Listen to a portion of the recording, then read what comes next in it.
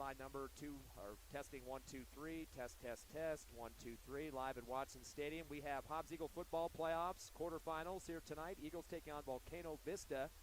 Number 4 versus number 5. Very frigid game here. Myself and Ron Gunter on the radio and on the internet tonight. HobbsAmerica.com, YouTube, the Hobbs Sports page, and Cool 95.7 KPER. And Ron, you want to give your voice in here a minute? Hey, this is Ron. Test. This is going to be a great game. Very close contest between these top 2 teams, 4 and 5. So we're looking forward to a great game with the Hobbs Eagles winning in the end. And those of you listening to us in Albuquerque tonight, we're the only streaming station in Omar Broadcasting bringing you this free coverage. You won't get that anywhere else, but exclusive coverage here from Watson Stadium. And we'll have that getting going with the pregame show around 6:45 tonight, so we're about 13 so minutes away from that. And we'll be bringing you the action throughout the internet and the radio. So most of you in Albuquerque will have on HobbsAmerica.com or on the YouTube Hobbs Sports page. If you should lose a signal on one of those internet connections, HobbsAmerica.com or the YouTube Hobbs Sports page, you can switch to the other. Sometimes they might go off one and stay on the other just because of technology issues. And, of course, we're going all across the state with this one tonight. We're going to take a quick break, and we'll have the pregame show again starting at 6:45 here on your No Mark Broadcasting stations.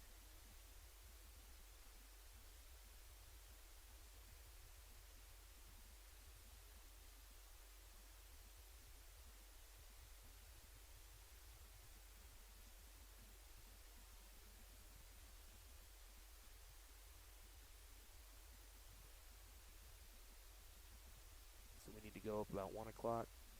Was it at 1? Let me see what I had on I was set it on my original here. Let's keep that.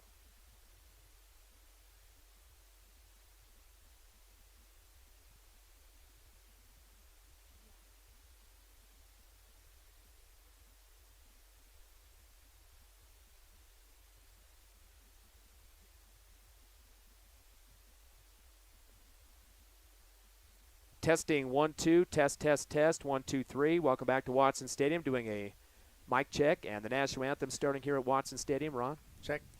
Just doing a mic check on this side.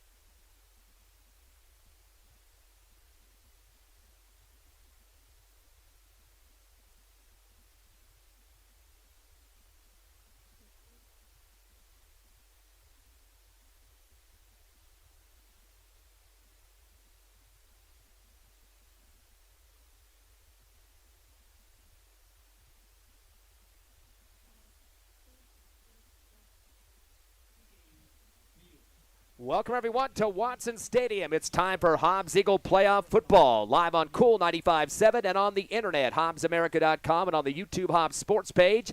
Ty Friend along with Ron Gunter tonight as the Hobbs Eagles take on the Volcano Vista Hawks. It's number 4 versus number 5, quarterfinals of the 5A or 6A state playoffs, and a big, exciting game. But, Ron, understatement of the night, it's going to be a cold one out there. It is going to be a cold one out there, although on the field, I bet they're not even going to feel it. They're going to be all about the game. The only thing the cold usually does affect is the passing game. And I'm afraid that that is going to be good for the actually, I'm not afraid. It's going to be good for the Eagles, and it's going to be bad for the Hawks because they rely on the passing game on certain times, and certain times they get the run in. So I think we're going to have a good rounded offense from the Eagles as well as the defense. These two teams are pretty close matched in terms of their season so far, their opponents. Hobbs coming in with a 9-1 record, Volcano Vista at 9-2.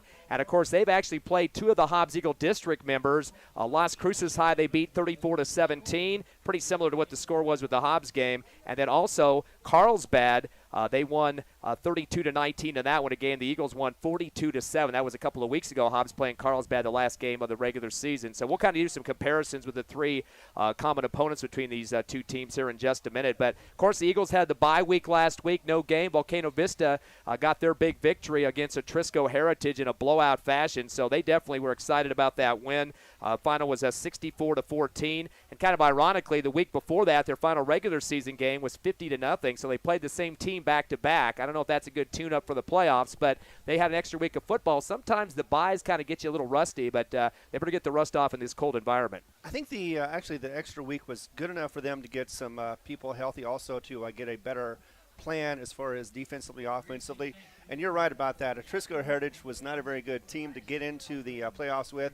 And the Hawks are going to suffer a little bit, I believe, because of that. But I think they're still going to take their A game in there because they've said that Hobbs is a strong team and they're not going to overlook us.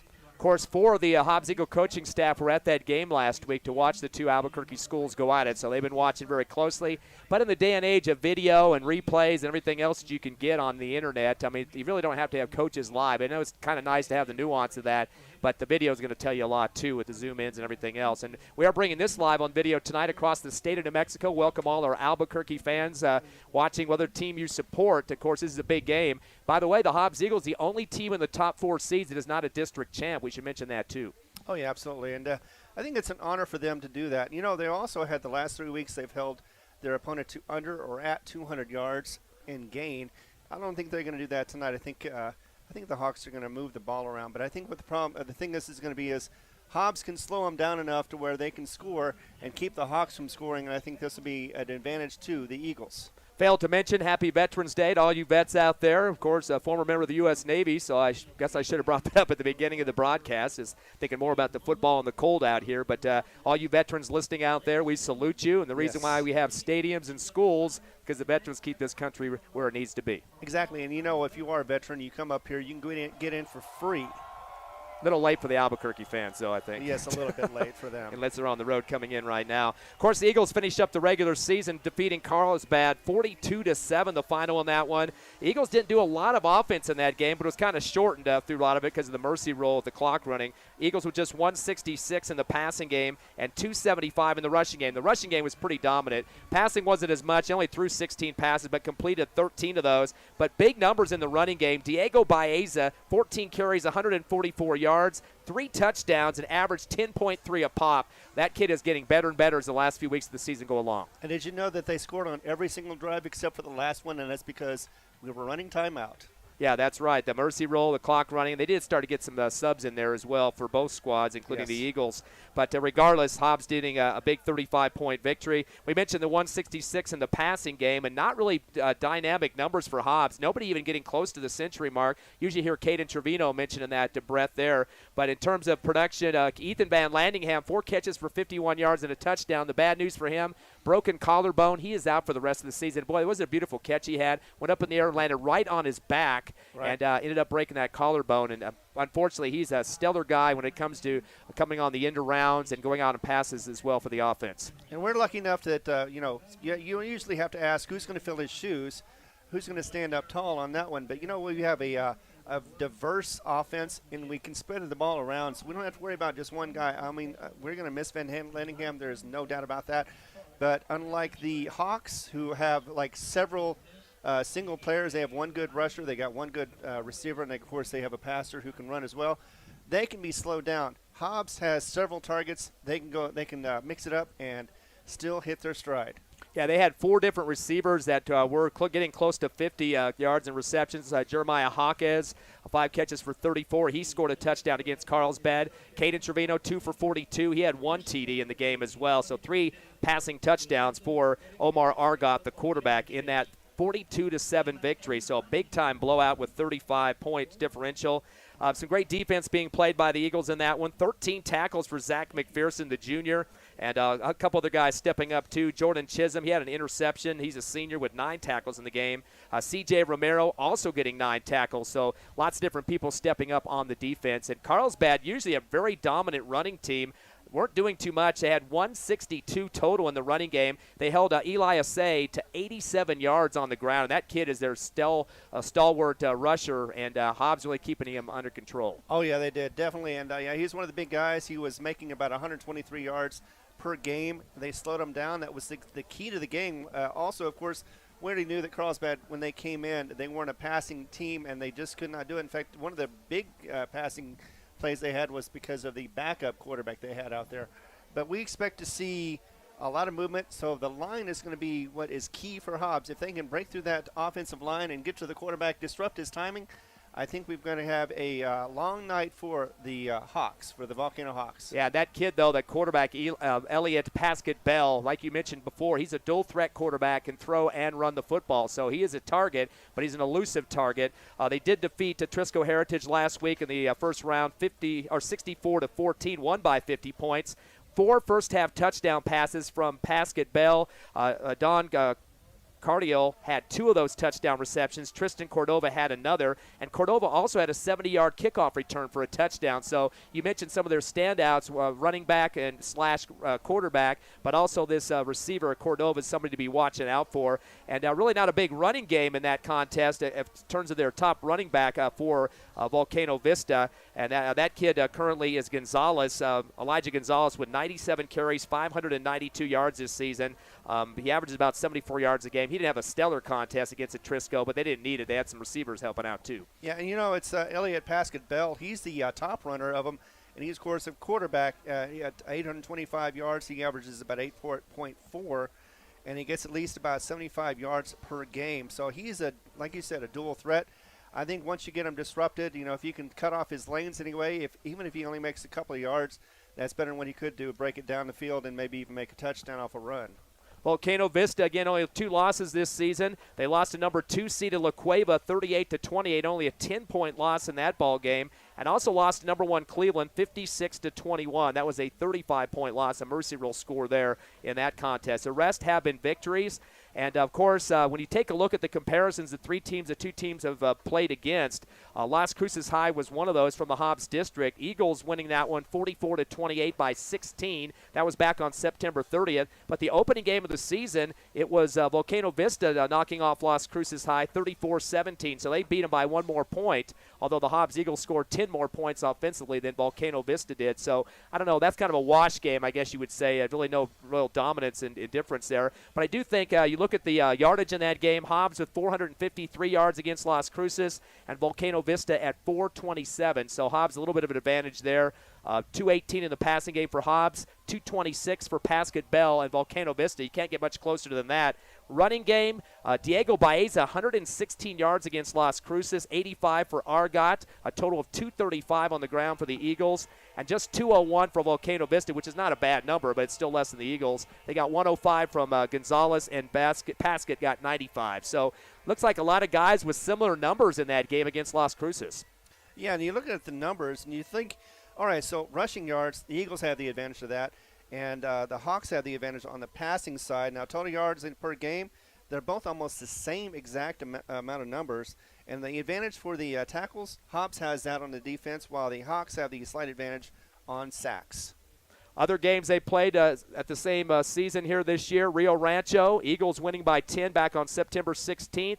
And Volcano Vista beat Rio Rancho by 12, 34-22 on October 21st, about a month later after that. Rio Rancho, the number 6 seed in the state playoffs. Now, comparison with those teams, the Hobbs Eagles finish up with 281 yards in the game. Volcano Vista, 511. That was a month after the Eagles played this same team. But they also gave up 435 yards to Rio Rancho. Hobbs only gave up 241. So in that game, a positive for Rio Rancho Volcano Vista for the offense, but a big plus for the Eagles on the defensive side. Again, is it fair to compare these when you have a different team playing a different one? But the question is, it just depends on what time of the season it was. Rio Rancho did not have their starting quarterback the game the Eagles played against them, by the way. They've been mixing and matching since then.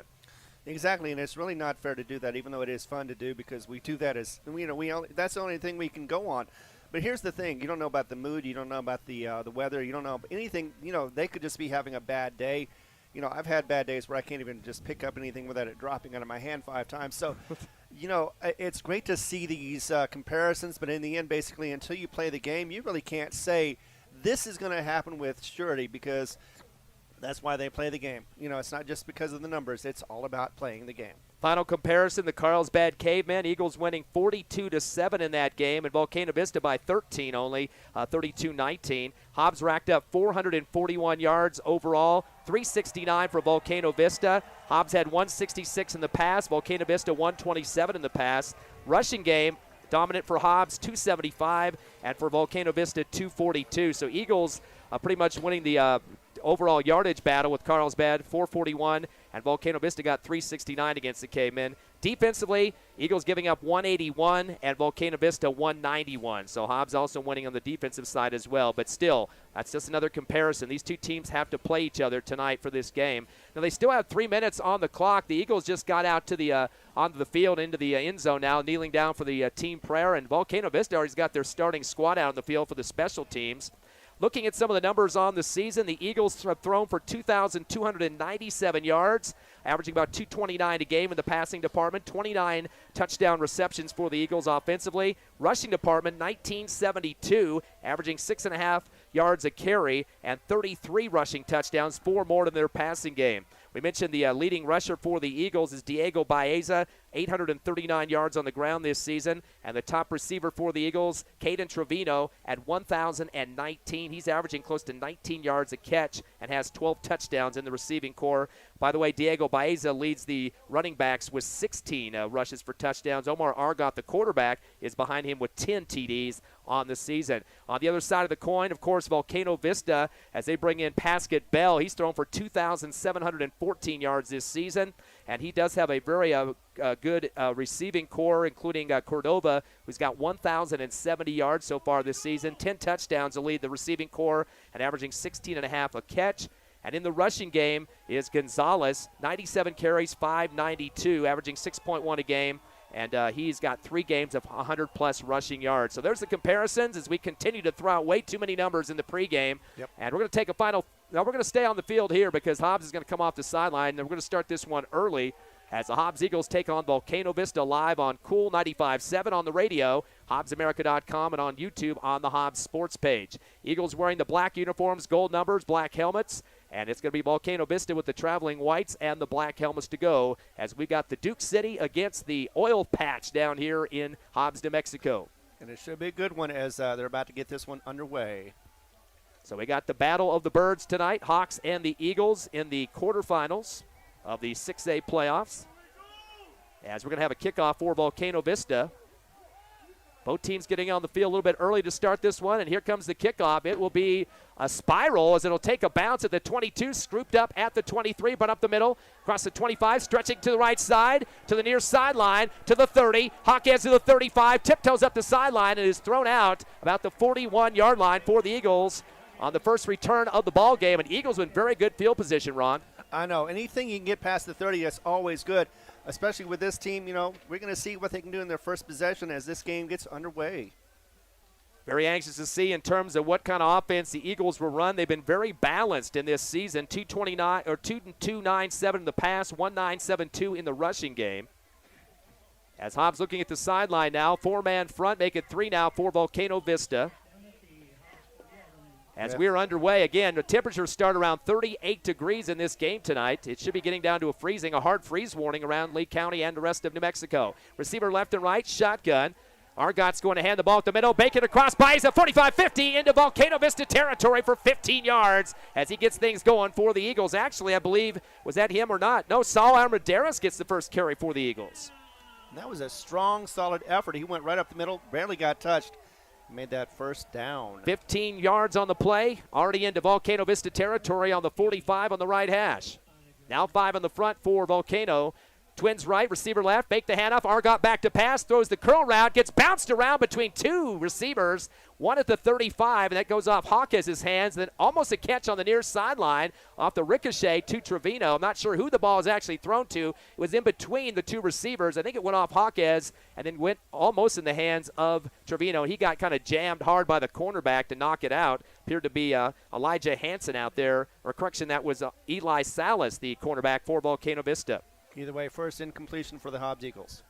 Second down and 10 now from the 45 on the right hash in Volcano territory. Twins left, receiver right. Hard snap count as Argott's going to come out of it and has some words for his center. Man in motion, going to go from right to left. Now we're going to go up with an I formation. Give the handoff to Baeza. Actually, Hawkes cutting outside, puts his head down. He's behind the line of scrimmage. And, boy, a big pileup for Volcano Vista to get in there quickly to shut it down. And hopefully, nope, they're going to give a yard loss on the play as a defensive wrap-up with a bunch of help. Isaiah Sanchez, the senior, a loss of 1 on the play for Armendariz. And I'm not sure what's happened, but we haven't seen Baeza yet back there as it's been Armendariz on the first 2 carries. Make it third down and 11 now on the middle of the football field at the 46-yard line after the 1-yard loss. Eagles with 2 carries for 14 yards, both from Armendariz. Trips right, receiver left, appears to be a passing down. 3 in the front box for the Hawks. Back to pass. 3-step drop for Argott. Going to fire the post route. Caught at the 30. Hawkes going to drag people with him to the right hash. And he spins around and is going to go down after a 20-yard pickup and another Hobbs Eagle first down. And that was a nice catch. Had to be wrestled down by several Hawks before he was caught, but that was long before he got that first down. Eagles 1 of 2 in the passing game for 20 yards. Their second first down of the contest in the middle of the field at the 25 of Volcano Vista. And the Eagles are kind of breathing heavy on that one. The kind of ball sailing high and then caught by Hawkes. Twins right, receiver left. Back in shotgun is Argott at the 30. Fakes the handoff, 1-step drop. He's trying to throw the out route. The ball gets batted behind the line of scrimmage and knocked down. And kind of dancing around after making the swat at the football for Volcano Vista was Kian Vanderwilt. He's a big-time linebacker, leads the team in tackles this season, and that'll be incomplete. Second 2 for 3, or make it 1 for 3 in the passing game, again for 20 yards. Eagles back up to line of scrimmage. They'll send the 3 receivers right again, 1 left. Second down and 10 from the 25. Argott back in shotgun. He's going to give the ball off on a right angle to the 25, 20, and spun down. They're going to be shy of the 20 by about a yard. It'll be a 4-yard pickup. Again by Armendariz. 3 carries for 18 yards for the running back. And brings up a third down and 6 from the 21 at the right hash. Exactly. Underway here in the first quarter. 9:56 remaining in the quarterfinals. Still scoreless. Hobbs hosting Volcano Vista. Hobbs the number 4 seed. Volcano Vista number 5. Argott back in shotgun. 1-step drop. He's going to tuck it. Quarterback keeper on right end. 20 spins. Tries to drag to the 19, but meets a big wall to plow him down. Going to get about 2 on that one on the forward progress. And he got the original hit by Conrad Black for Volcano Vista. He's got some size on him, too, 6'1". And he does get 2 yards, though, does Argott. And that's 4th down and 4. Yeah, it's going to be a short play, and Eagles might even bring out their kicking unit here for the attempt at a field goal. Yes, they are. So Omar got 2 yards on that rush, and that's going to be kicked from about the 25. That'll be a 35-yard field goal, make it 36, as it'll be teed down at the 26-yard line. Good snap. The kick is up. It's a end over end, and it gets just outside the left upright. No good for the Hobbs Eagles, unfortunately. You hear Chacon is the field goal kicker there, but no good as it sails into the end zone off to the left. And Volcano Vista jumping up with the fist pumped in the air as they will get the possession back over the turnover on downs. Yeah, that was a good win for the Volcano Vista Hawks because not only did the wind push it over just to the left a little bit, but no score for Hobbs after that nice little drive all the way down the field. And since it did go into the end zone, automatic touchback, they'll mark it at the 20 right in the middle of the field as well. Volcano Vista has a pair of receivers right and left. We mentioned Elliott Paskett-Bell, the quarterback. He's going to give the ball up the middle and diving straight ahead. Has a big dive, but a big pile for the Hobbs Eagles to make the stop on that one. I believe that was Gonzalez getting the pile count there. And they pushed him back 3 yards. And you saw a big black helmet going through first. That was Cameron Hernandez, the outside linebacker. But Gonzalez picks up 2 on the play. 2nd down and 8 from the 22. Shotgun. Paskett-Bell steps up in the pocket. Floods left to the 20. Beats a tackler to the 25. 30 and keeps going. He's going to get plenty for a first down. That's 9 for Paskett-Bell. That'll be his first rush of the ball game. 9 matching his number 9 on his uniform and barely getting his ankle, but going down hurt at the 25-yard line and kind of crumpled up after the play and being helped off the field. Double check to see who that number is there, but 7 or 1. I believe that's number 5. We'll double check. I think that's Nathan Cerceris is being helped off the field. That will be a first down pickup for Volcano Vista, their first of the game, now at the 30-yard line in their territory. 1st and 10 from the 30 on the left hash. Twins right and a receiver left. Paskett-Bell in the shotgun. He'll give the handoff up the middle to Gonzalez as he takes the pile with him. And the forward progress for about 2 yards on that one. He is their main go-to guy in the running game as the Hobbs Eagles going to peel off now. A bunch of people in there low.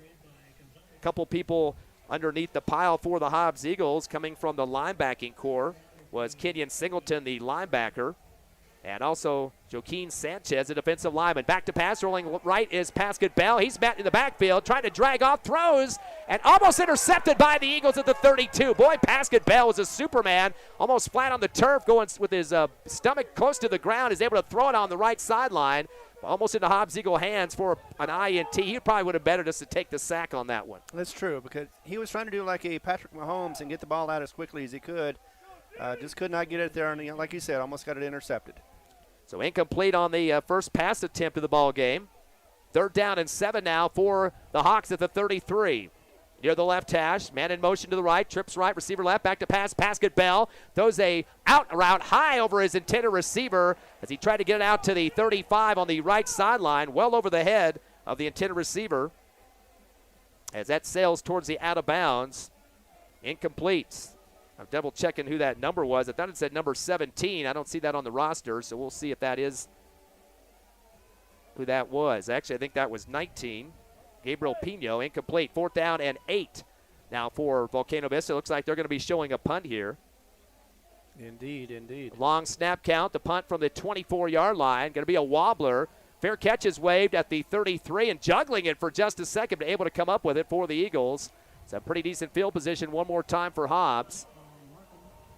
As the Eagles will have their second possession of the ball game, as the fair catch was made by Jordan Chisholm. Or correction, that was Hector Armendariz with the catch. And the Eagles will have it at the 34-yard line on their second possession. Second good time they've had a good field position to start off the drive. Eagles back up the line of scrimmage on the hurry up. Receiver left, 2 to the right side for the black and gold. Here in the first quarter with 7:29 remaining, still scoreless. Single slot right, shotgun. Going to go with the handoff up the middle once again, just a dive action on the left hash. 2-yard pickup on the play. We'll see if that's still Armendariz out there as they had him in for the first series. Yes, it is. So I was definitely going to have to check out what's going on with Diego Baeza. Be a 2-yard pickup for Armendariz. He's got 4 carries for 20 yards, averaging 5 a pop. 2nd down and 8 now from the 36 on the left hash. 3 in the front box for Volcano's defense. Receiver left, 2 right for the Eagles. Give the handoff again, angling right and plowed down quickly at the 38-yard line. Another 3-yard pickup for Armendariz.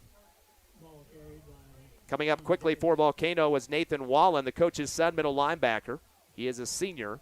Now we got a 3rd down and 5 from the 39-yard line. Eagles going to take a little bit more time on the play call now as they look to the sideline. They've had 2 first downs off their first drive and trying to look for another one here. They've had to convert on 2 third down conversions. Twins left, receiver right. Back deep is Argot for the shotgun with the slot right. 3-step drop. He'll fire the high out route. Catch is made at the 44, brought to the near right sideline and brought out the 50-yard line for the first down pickup. And that'll be, it looks like, 10 yards for Armendariz on the catch. So he's going the all-2 guy right now. 10 yards for Armendariz. 2 for 4 in the passing game of the Eagles for 30 yards. That's their 3rd first down. Now on the right hash, just shy of 1 yard of the 50 at the 49. Still in their territory. Quick throw there on that one for Argett as he gets the first down, like you said.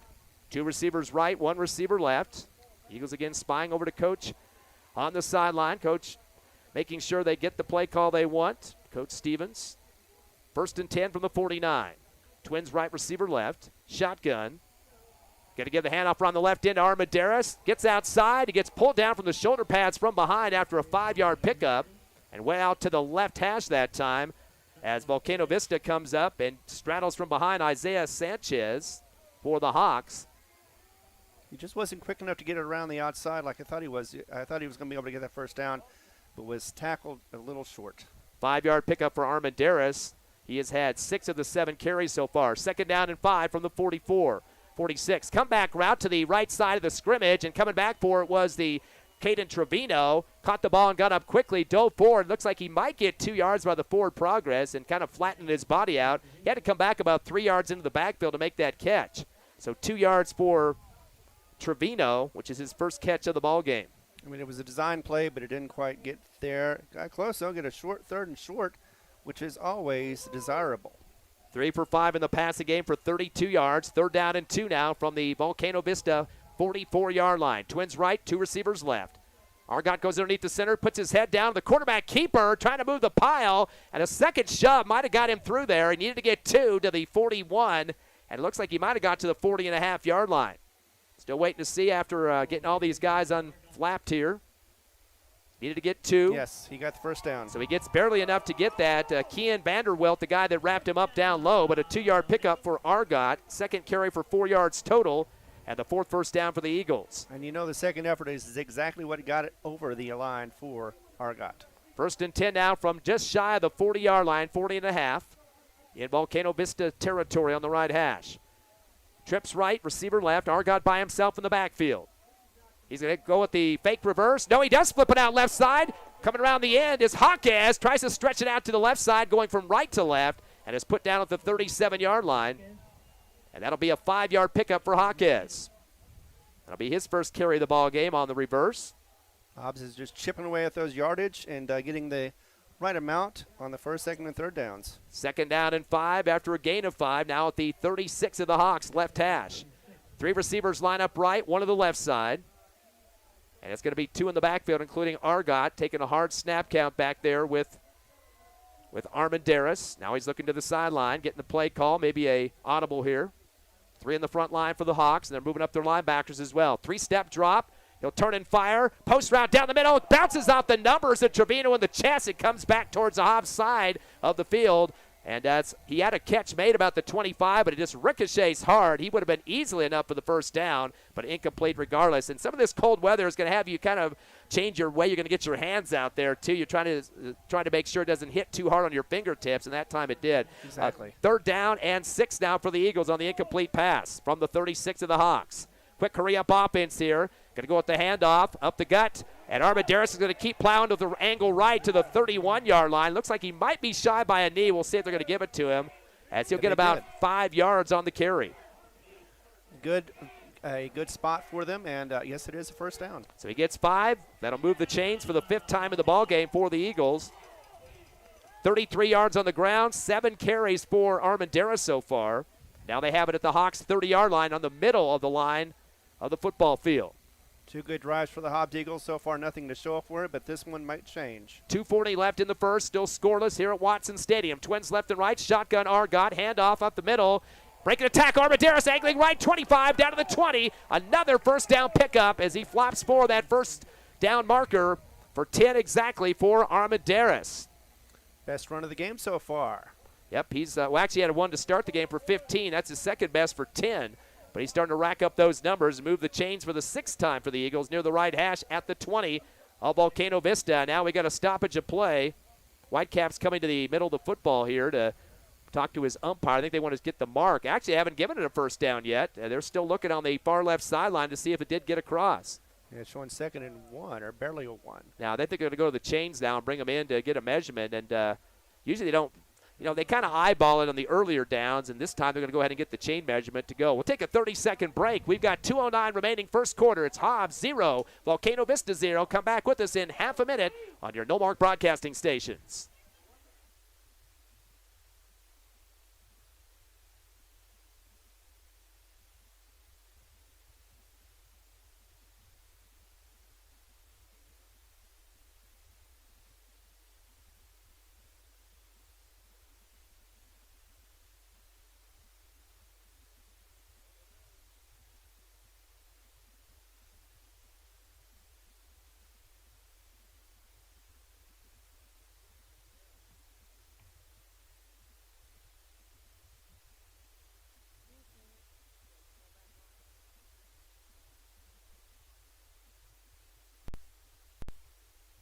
You're good to go. Back here at Watson 3, Stadium 2, on a 1, second go. and half a yard. The Eagles going to go for it, coming around the right end, breaking one tackle, another up the near sideline to the 10, and drug out of bounds finally is Argot, taking a few players on his back that time, needed about a half a yard, and gets a lot more than that. So going to give him 14 on the carry to the right sideline. That's a third rush for Argot for a total of 18 yards, and the 6th Hobbs Eagle first down. They're in the red zone of the Hawks on the right hash on the 10. And that was so close to being a touchdown, he probably could almost taste it. Eagles first down and goal now. Looks like they're going to mark it at the 8-yard line. Argot goes in shotgun, split formation backfield. They'll slide a slot over to the right side. Taking some time on the snap count here. Gives a handoff going to the right side around the end, trying to stretch it out. And Armendariz puts his head down, battering ram style, as he goes helmet to helmet with Eli Salas, the sophomore. He went from the 8 down to the 4, a 4-yard pickup for Armendariz, and that kid wants to get in the end zone, Ron. Oh, he does, and I don't blame him either. I would feel the same exact way in his shoes. Still nobody on the scoreboard yet with 1:05 and ticking here in the first quarter. Eagles knocking on the door the closest at this point as Argot gets his troops reset. Split formation backfield once again. Argot dropping back in shotgun. Slot right. Go with the handoff up the middle. Here goes Armendariz sliding through in the gap and into the end zone untouched. Might have got a piece of his hip onto somebody towards the goal line, but not much more than that. A 4-yard touchdown run. And boy, Hector Armendariz, the starter in the backfield tonight, continues to roll up the field and scores the 6. And that was a smooth run, too, like you said. Easy peasy, lemon squeezy. And we wait for the PAT now.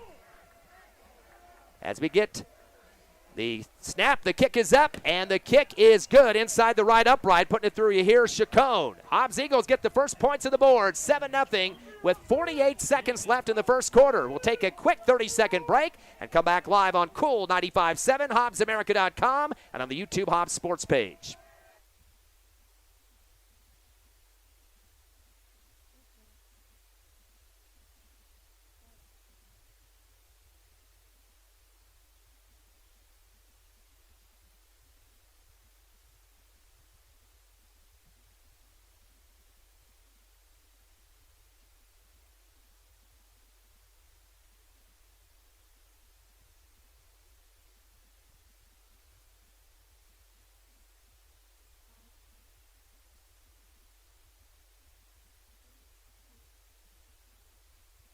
Welcome back to Watson Stadium. The Eagles get on the scoreboard first. A 4-yard run for Hector Armendariz with only 48 seconds left here in the first quarter. Boy, we've grounded out a lot of clock so far in this contest.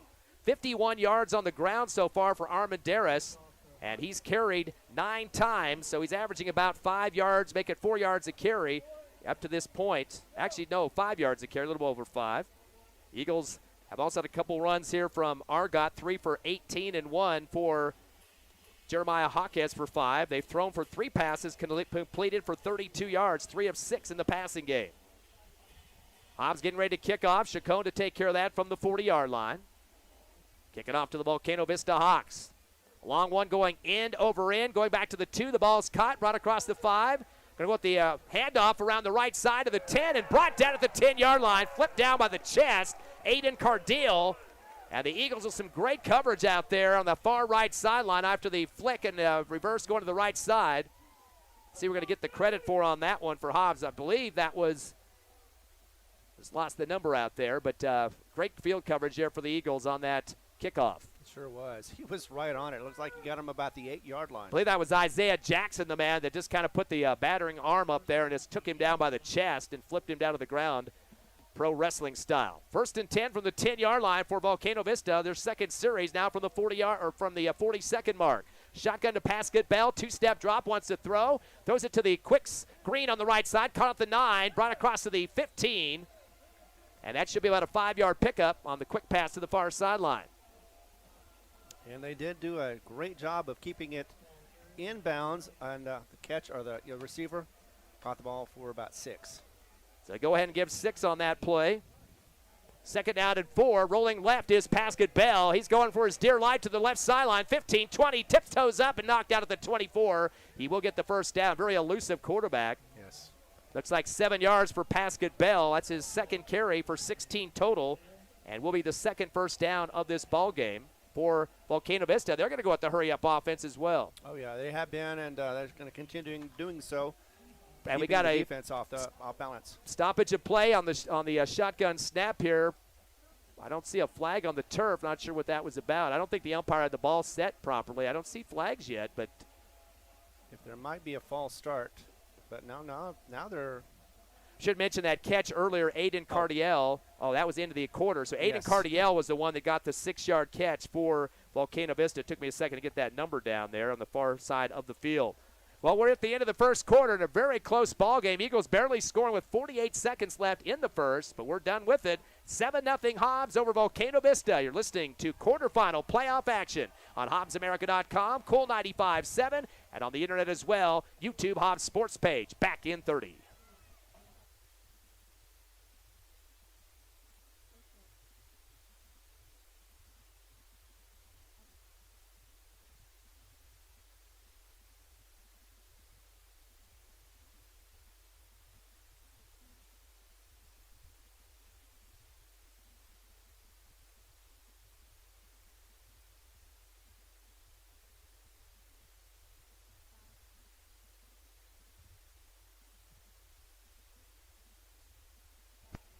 We start the second quarter here at Watson Stadium. Quarterfinal action live with their no-mark broadcasting stations. First and 10 from the 15, back to pass Bell. Throws the screen to the left side, 25, 30, to the far sideline, and the 35. Looks like just enough for the first down, and that will be a 10-yard pickup. Yeah, it wasn't covered. Not sure exactly who blew their coverage on that one, but Hobbs got lucky enough. It was only 10. So Cardiel gets another catch, 2 for 16 now. They're now 2 for 4 in the passing game, and a run up the middle. Kind of a late extended run. It gets bopped around like a pinball that time. So that will be a pickup of just a couple there for the Volcano Vista Hawks. But that was Gonzalez. That's Gonzalez will get 3 on that play. Rolling right now, Pascal Bell is coming to the near sideline. Breaks one tackle. Shimmies the shoulders, but gets stopped at the 40 at the forward progress. Maybe 2 yards for the quarterback, but not much more than that. No, that was a handoff. Yeah, actually, I got rid of it at the last second there. That was a handoff to Aiden Cardiel. He's caught a couple passes so far. 2-yard forward progress, learning from left to right at the last second there. Third down and 5 now for the Volcano Vista Hawks. Shotgun, Pascal Bell rolling left. He wants to throw the out route. High shot over to the 48 of the Eagles. Was he out of bounds or not? We're going to wait and see. No, they're going to say he was too far out. As the Eagles secondary kind of jumping for joy on that one because that was a good throw. But they're going to say it was too far to the far left sideline out of contention for the receiver. Incomplete on that one. And just that quickly, they are at 4th down and about 5. 16 yards in reception so far for Volcano Vista. 4th down and 5. They're going to go for it at the 40, at least a hard snap count, middle of the field here. Twins left, 2 receivers right. Rolling right is Pascal Bell. He wants to throw to the near sideline, still waiting. He's going to pop it down the middle on the seam route over the shoulder. Incomplete, drops short at the Eagle 35. And boy, gutsy call there for Coach Wallen, giving the Eagles a football just outside the 40-yard line. Kind of question that situation. Yeah, they are. I think they were they're really impressed with their own offense enough to where they thought they could get that first down. Unfortunately, that pass a little long and just off the mark, so they weren't able to make it. So, yeah, I think they're also putting a little faith in their defense as well to stop the Hobbs Eagles. So turnover on down. So far, Volcano Vista with 42 yards of offense, 16 of that passing, and 26 in the rushing game. Eagles football, 3rd possession of the contest. 1st and 10 from the 40 of the Hawks. Middle of the field here. Trips left, receiver right. Hobbs in the hurry-up offense. Back to the shotgun goes Argon. I think might have got Baeza back in there. So Baez is going to get the handoff. He's heading left, juking, cutting up the middle, 30. He's going to the 25, to the left side, 20, 15, 10, 5, and drugged down at the 2-yard line, 38 yards. He just barely got in the ball game, and there you go. You know, I think it was like a secret weapon for him right there because you knew he could run the ball, but, man, he was untouched for most of that. Almost got that touchdown right there on the first try. 38 yards on the rush, 7th first down. Moves the chains for the Eagles. Knocking at the door once again, and Coach Wallen's decision on that last going for it on the 4th is costing him here. Go back to Baeza up the middle. He's going to try to get in the gap, and he's going to get dropped right back at the line of scrimmage. He might have fallen forward. They actually had him starting from the 3 instead of the 2, so he had 37 on that previous run play. Right. And they're not going to give him any on that one, but I don't know what he was doing sitting out that first quarter, but you might be right. Maybe the secret weapon situation, Ron. I mean, after all, we know we have more than one good running back. We also have more than one good receiver, too. So, yeah, you keep your options always open. Ready for the shotgun with a split formation backfield. Argot looks to the left sideline. Takes the good snap. He's going to give the handoff around the left end and plow it straight across the goal line for a score. There's Baeza. First three runs in this series, and he is into the end zone. So a little break there in that first quarter. I'm going to double check that is Baeza because he came out immediately after the play. But Hobbs with their second touchdown of the game. Yes, that was Diego for a 3-yard score.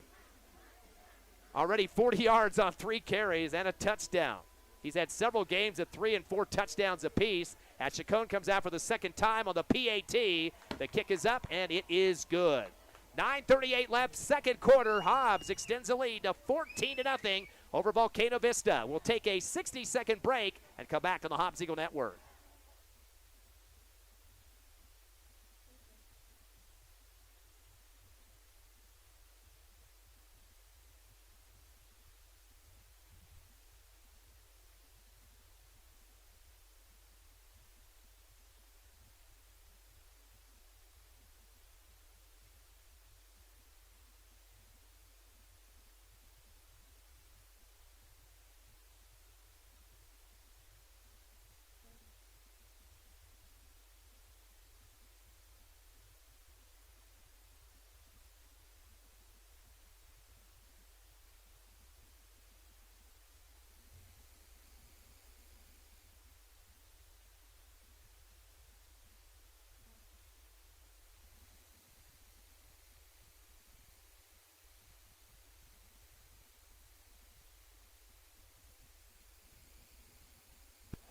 Hobbs Eagles kicking off again, leading 14-0 after a 3-yard touchdown run for Diego Baeza.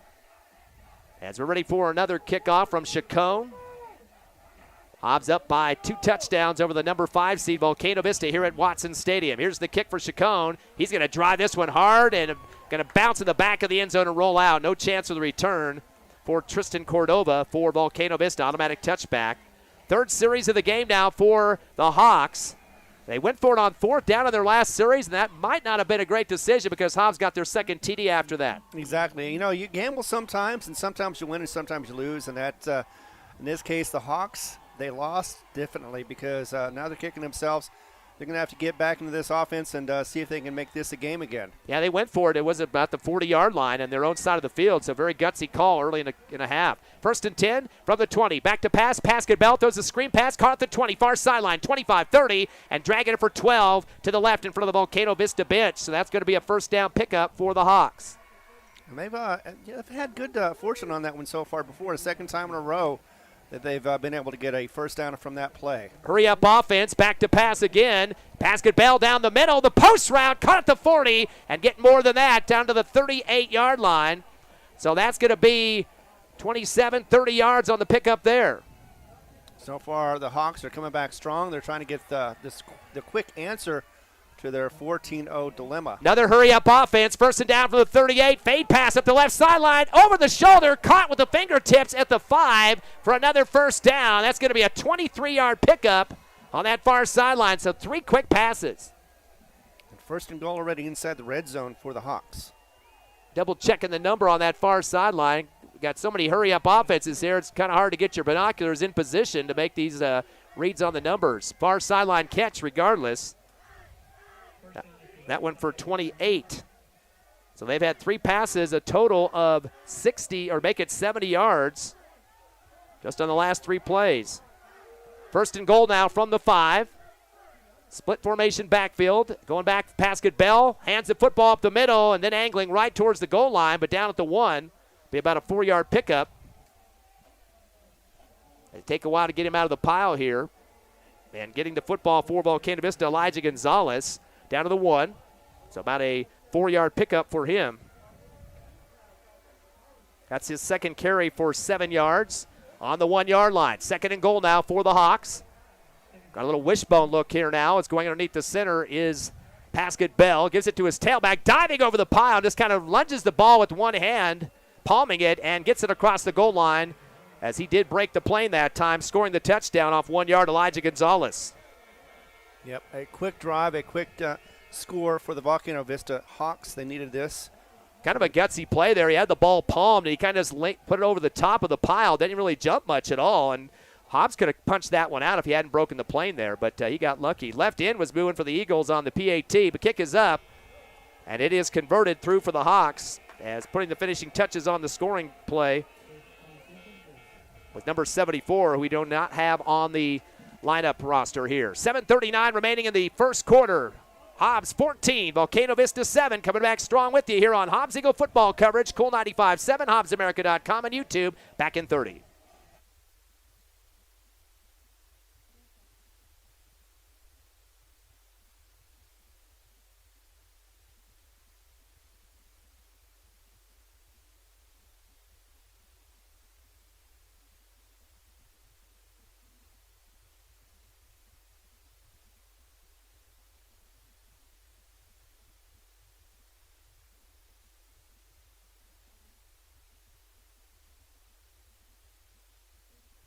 One, go. 14-7 your score. Hobbs leading Volcano Vista in the second quarter. Listening live to Hobbs Eagle playoff football with the Hawks. Battle the Birds. 7:39 remaining here before half. Kickoff for the Hawks, who just scored on a 1 yard run for Gonzalez. Onside kick is going to take a roll at the 35. Scooped up by the Eagles, going from right to left up the middle, and tripped up from behind and falling forward for about 2 yards. Hector Armendariz, middle of the football field for the Eagles. Some good field position once again as they lead 14-7. Hobbs started the ball game. Armendariz, a 4 yard run for a touchdown. 7-zip. The Eagles came in with Baeza in the second quarter, a 3 yard run for a score. Made it 14-0 at the 9:38 mark. And then just about the 7:34 mark, it was Gonzalez for the Hawks with a 1 yard run to make it 14-7 Eagles. 1st and 10 for Hobbs at their own 36 yard line. Leading by 7. Waiting for a shotgun as Argot has a slot right, fakes the handoff. He wants to throw out the fade to the far right sideline. Over the shoulder, just barely gets past the fingertips of the Eagles' intended receiver on the far sideline, way down at the 20 yard line of Volcano Vista. Talk about some speed out there for Hawkes. He was off to the races and just barely tried to kind of flip his fingers back to him, but unfortunately could not grab it down. Incomplete. 2nd down and 10. If he had, he would have been casing it in stride. He probably would have gotten that touchdown real quick, one and done for the Hobbs Eagles, but it is 2nd down and 10. 3 for 7 in the passing game for 32 yards for Hobbs. Hurry up offense, back up to the line. 2nd and 10 now from the 36. Twins right, receiver left. Taking the shotgun, Argot going to give the handoff. No, he takes it himself around the right end. 40, 45, spins, 50 into Volcano Vista territory for the first down pickup. 15 yards for Argot, the quarterback. Moving and grooving as Argot as he gets that first down. 8 first downs for the Eagles. His second big double-digit run, his biggest of the game there for 15. He's got a total of 33 yards on 4 carries. 8+ in terms of per carry average. They're at the 49 of Volcano Vista. Shotgun low to Argot. Fakes the handoff again. He wants to throw on the out route. Caught at the first down marker far right. Breaking a tackle. Gain of 13, 14 on the far sideline. And it'll be another first down for the Eagles. They're not going to waste any time out there as Trevino gets the 12 on the quick pass. He's got 2 catches for 14 total. 9th first down for the Eagles. They're 4 of 8 in the passing game for 42 yards. So far, all offense and no defense from either team. 1st and 10 now from the 29 of the Hawks on the right hash. Twins left, receiver right. Back in shotgun is Argot, and he does have Armendariz back with him this time. Slot right, give it up to Armendariz up the middle. He gets spun around hard at the line of scrimmage and dropped. Might have got forward progress if he's lucky on that one. Big man underneath there for Volcano Vista plows him under that time. If he did get forward progress, Latrell Treadwell, the senior, 6'1", 248 for the Volcano Vista Hawks. He leaves the ball game. No gain in the play for Armendariz. So 2nd down and 10 for the Eagles at the Volcano Vista 29-yard line, right hash. Twins left, receiver right. Argot back in the shotgun. He's going to give it off to Armendariz. Kind of having trouble getting it in his hands that time, and Armendariz finally had to rip it away from him. And tries to get off to the right side hash, but is dropped behind the line of scrimmage. He'll lose one, and I got a feeling that was because of the delay. I don't know if Argot wanted to give it to him or not, or maybe take off to the left instead. Exactly, but either way, that defensive line was quick to be on there and to stop him for about a 1 yard loss. And they only got 3 on the front line right now and putting some good pressure on the Hobbs Eagles up front. Definitely got him stuck on that one and get the original hit, Martin Gomez, 5'10", 190. 3rd down and 11, trips left, receiver right at the Volcano Vista 29. Argon with the quarterback keeper heading left angle, 35, and is tripped from behind down to the 30-yard line. Going to get back some 5, make it 4 yards on the carry for the quarterback. That's his 5th carry of the ball game for 37 yards, but now it's a 4th down situation and 6. Hobbs will have it at the Hawks' 31-yard line. Looks like they're just going to continue on with it to try to get into the red zone here. Might as well. It's too short for a punt, too long for a kick. 4:52 left with the clock ticking here in the second quarter. Let's get that straight. 4th and 6 is your down situation. Eagles going to look to the sideline, see what Coach Stevens has to say about the play call. Pair of receivers left and right, bunched up on the far sidelines. Back to shotgun goes Argot with Armendariz. Low snap, quarterback keeper up the middle of the gap, 30. And he gets dropped hard. Looked like he was going to keep going, but he went down hard across the 30 after about a 2-yard pickup and will be short of the first down. So that'll give it back to Volcano Vista. Need to get about 3 more yards up the middle. And looked like he broke through, but all of a sudden, somebody just chopped his ankles out from behind him, and he went down hard. So a turnover on downs for the 2nd time for the Eagles. Yeah, it was a nice run, but not long enough. Like you said, got cut short. And now it's 1st down for the Volcano Vista Hawks. Hawks are pretty successful with the passing game, ending up their last drive with a score. 1st and 10 for the 29, back to pass. Packard Bell's going to throw it down the far sideline over the shoulder. There's a push on the play. Ball gets bobbled out. Incomplete at the 40 of the Eagles, but I think we might have had some pushing, holding, or a PI call there. There's a double team on the receiver that was going past him and got the fingertip control for just a second. It came out at the last second as well. And we'll have to see if this is going to be a PI or a hold call here. Intended for Tyler Stewart, the wide receiver. Oh, they called against the defense. Yes. I guess it was a PI. And that will be a 15-yard penalty against Hobbs. In fact, the first penalty of the ball game. As that will be a 1st down, the 3rd first down for Volcano Vista. So they'll move the chains up to the 43-yard line. 1st and 10 for Volcano Vista. They trail 14-7 to the Eagles with 4:21 left first half. Twins left and right. Pascal Bell gets a shotgun. 4-step drop back to the 35. He wants to throw the out route. Gets hit hard. His receiver dives on the sideline, kind of rolled up in a somersault to make the catch on the near side, but he's out of bounds. Intended for Tristan Cordova. He's their leading receiver on the season for Volcano Vista, but incomplete on that one. It was amazing he got it to him because he was hit while he was throwing the ball. Volcano Vista 5 of 10 in the passing game for 86 yards. 3-step drop for Pascal Bell. Screen pass left side, 40, 45, and dropped at the 48-yard line. 5-yard pickup to the far left sideline in front of the Volcano Vista bench. As the snag coming from Tristan Cordova. That'll be a 5-yard pickup for Cordova. 3rd down and 5 now from the 49 of the Hawks. Pascal Bell rolling right. He wants to throw. Eagles going to put some pressure on him. To the right side, 45, cuts it up, 50, and gets dropped from behind on an ankle sweep. Falls forward for about 3 for Pascal Bell. Going to be 4th and short for him. Eagles coming over hard to get him and knocking some people around that time and trying to get on the leg of the quarterback, Andre Alvarado, for the Eagles. 5-yard catch, 4th down and short now. I'm going to see here if we're going to have another go-for-it situation for the Volcano Vista Hawks. It burned them the last time. Eagles went down and scored on their next possession after not getting the 1st down. Eagles fans want to see them go for it so that way Hobbs can get the ball back. But this time Volcano Vista is in Hobbs territory at the 47-yard line. Coach Wallen going for it. Quarterback keeper right up the middle.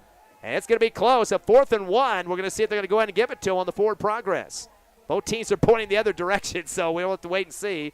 Looks like the one line judge on the far left sideline is going to go ahead and move it forward a little bit. That'll be a 1-yard pickup, score the 1st down for the quarterback. And Good the Hobbs spot. fans are booing right now. They don't like the spot. No, they don't. 4th first down. That'll be the 4th carry for 20 yards for the quarterback. 5 a pop for Pascal Bell. 1st and 10 now from the Eagle 45 on the right hash. Clock to 2:55 remaining second quarter. 14-7 Volcano Vista. Man in motion left to right. Trips left, and we got a flag flying as soon as the ball was snapped. Got a false start against Volcano Vista. Right. Only the first flag against the Hawks in this first half. 5 yards total. There's been one PI call against the Eagles for 15. Back it up to the 50-yard line now for Volcano Vista. Hobbs coming in 9-1. The Hawks at 9-2, 4 and 5 seeds. Hobbs the only non-district champion in the top 4. And the Hawks just one away from hosting this game tonight. They did have to win last week against the Trisco Heritage. 1st and 10, 15 from the 50. Pascal Bell breaks a tackle in the backfield. 50, far right sideline. 45, 40, 35. Still on his feet, stepping back in and down to the 28. He'll move the chains and then some. That's going to be 23 yards, make it 24 for Pascal Bell. He's a big guy. He's hard to get tackled, too. That'll be the 5th first down now. Pascal Bell with 5 carries so far for 44 yards. 1st and 10 now from the Hobbs Eagle 27. Back to pass, Bell, 3-step drop, airs it out right side of the pylon to the end zone. Coming back to make the catch, or they're going to say he bobbled it. Touchdown is called, and the score is made from 28 yards out. As coming up with it was Isaiah Crespin for the touchdown. Crisp and clean, that's what it was. Got some Hobbs fans thought the ball might have hit the turf that time, but a 28-yard touchdown pass. That's the 7th reception for Volcano Vista on 12 attempts. Hurry up on the PAT here as they're going to get ready to kick it from the 10-yard line. Thought they might have gone for 2 there, but it looks like just going to kick instead. Good snap, kick is up, and the kick goes through the uprights as putting it through. Again, number 74, we don't have that number on the score sheet here, but put it through for the point. We're tied at 14. The battle of the Hawks and the Eagles. The Birds are here at Watson Stadium, and we got a tie score. 2:16 left first half. Coming back in 30 seconds on the Hobbs Eagle Network.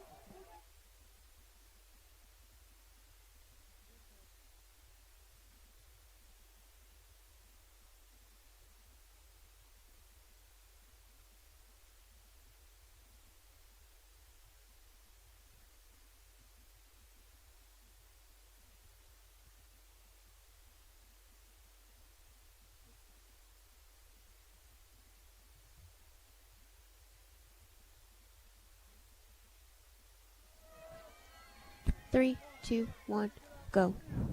We're tied here at Watson Stadium. 14-14 your score. Ty Friend along with Ron Gunner and Tiffany Stuber back at the station. Barn burner here at Watson for the quarterfinals. And here comes the kickoff. It's going to be a sidewinder over to the far right sideline. It'll take a bounce at the 21 and go out of bounds. Eagles will probably take the penalty and go to the 35 to start their next series. They've had all possessions past the 30-yard line in the first half. They've only got 2:16 remaining, but a lot of threats out there for the Hobbs Eagle offense, Ron. And so far, not a lot of great success in this second quarter for the Hobbs Eagles, as it is 14-0 so far for the run for the Volcano Vista Hawks. Hawks have scored on runs of 1 yard and a 28-yard pass. Eagles have scored on a 4-yard run and a 3-yard run, both rushing touchdowns so far for Hobbs. And it looks like we're going to have a re-kick. Coach Stevens decides to give him a 5-yard penalty and re-kick instead of taking it to 35. So kind of thought he might have gone with the 35 there. But only 2:16 remaining, trying to get as much yards to start this next possession as possible. Right. So Hobbs can march it down and try to get ahead of this game as they go to halftime. Evidently, he thinks he can do better than 35, and we'll see if that gamble pays off. So they will back it up to the 35-yard line to kick from now. 5-yard penalty as the ball went out of bounds with no touch from the Eagles. Next week, the winner will play more than likely Cleveland High School. They got a game tonight as well. We'll try to get you a score update at halftime, how that one's going. Number 1 in the state. Second kickoff. This one's going to be a sailor. Caught at the 25. Brought up to the 30, far sideline. 35, 37, and still on his feet and brought down. He might have fumbled. Volcano Vista is pointing the other direction. We're going to see if they marked him dead or not. As coming up with the return for the Eagles, Hector Armendariz, and you got to make sure you tuck that football in this cold weather. If you don't get it tucked, it's easy to get stripped with the numb hands. They're going to stop it at the 38-yard line, Eagles football. So they gained about 3 yards off the automatic 35 they would have gotten on the penalty before that. Well, I guess something's better than nothing, although we would have liked more. So Hobbs will have a couple 2 minutes and 6 seconds to work with here in the second quarter. We are tied at 14. Pair of touchdowns for each squad so far. Twins left and right for the Eagles at their own 38. Shotgun, Argot, hand off to Armendariz, going to go middle, then off to the left to the 40, pops it out to the 45, 47, and now this time he did fumble the football. He looked like he got 9 yards. We still haven't got any signal from the officials. They're late to react here. No signal yet. Volcano Vista has everybody jumping for joy. They're going to give it to him. So Armendariz gets 9, but then he fumbles forward, and the turnover. So the first mistake has been made, and that was by Hobbs Eagles, turning the ball over near midfield. Starting to wonder if the fingers are starting to numb up just a bit, Ron. That was Armendariz. It looked like he fumbled the return. And then on this one, fumbled the rush to the left side. So now it's going to be right near midfield in Hobbs territory, actually, at the 49 near the right hash. One turnover in the game for Hobbs, none yet for Volcano Vista. They also have had a punt and a turnover on downs and did not go. They went for it on a fourth and did not get it. Shotgun, Pascal Bell back to pass on a two-step drop. He's going to tuck the ball, run up the middle, then cut back out. Now he's going to throw on the outrun, a wobbler. One-handed catch attempt on the far right sideline from the Hobbs Eagle bench. Incomplete as he was too far out, as that pass was intended for Elijah Gonzalez in front of the Hobbs Eagle bench. Incomplete. Yeah, but they are disrupting his timing, the Hobbs Eagles are, and that is something that is going to be good if they can continue to do so. Volcano Vista 7 of 13 in the passing game. Second down and 10 from the 49 of the Eagles. Three-step drop again for Bell. Pump fake, throws a little short post route from left to right and getting slammed right in the stomach.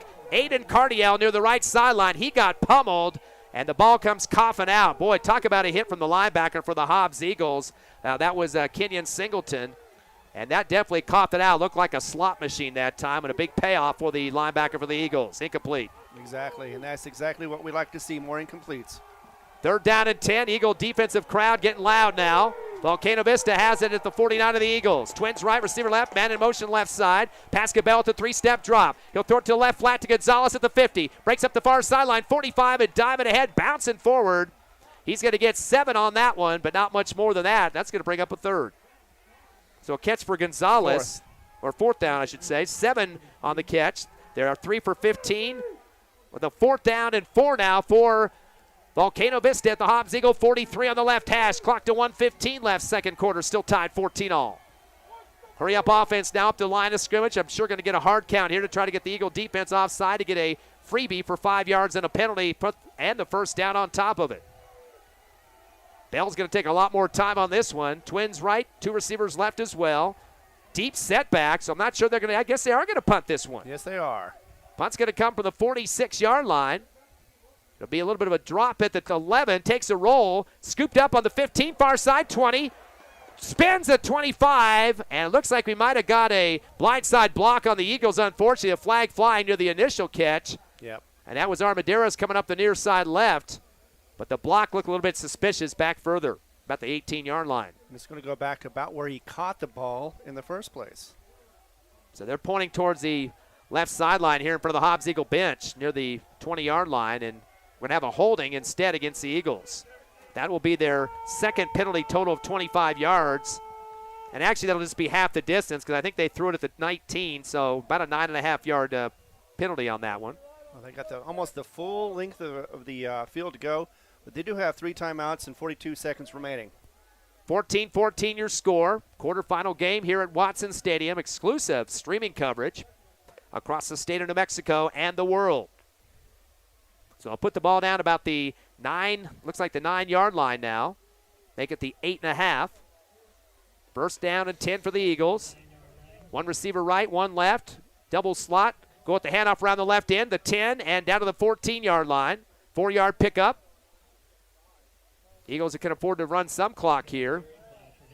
That was Caden Trevino coming out of the backfield that time as he gets 4, his first carry of the game. Second down and 6 now for Hobbs at their own 14-yard line. Split formation backfield, slot left, and a receiver left and right. Crossing move as they get the ball left to right. Spinning is Baeza and backpedals for a few extra yards. He's close to the first down. Needed 6. That might be exactly what he got. Looks like a good mark to the 20. That should be enough for the first down for Baeza. And we're down to 11 seconds left in this first. That'll move the chains for the 10th time of the contest. 6 seconds, and Hobbs is going to run a play quick. Shotgun. Another handoff up the middle, cutting outside is Trevino to the 25, up the middle, 30, 35, and have a good run to finish up the half, but that will run the clock out as well, as he will finish up with 17 yards on his second carry of the game, has 21 overall. But both teams are knotted up. The Birds are battling here at Watson Stadium, 14-14, Hobbs and Volcano Vista. We will take a 3-minute break and come back with more Hobbs Eagle football on Cool 95.7, HobbsAmerica.com, and YouTube on the Hobbs Sports page.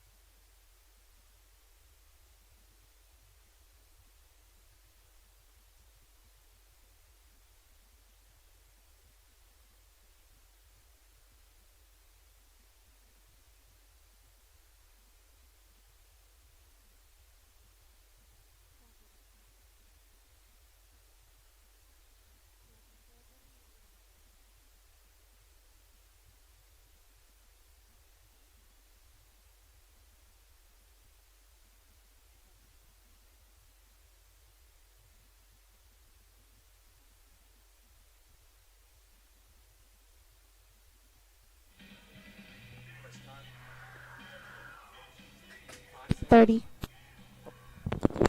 At 30. Huh?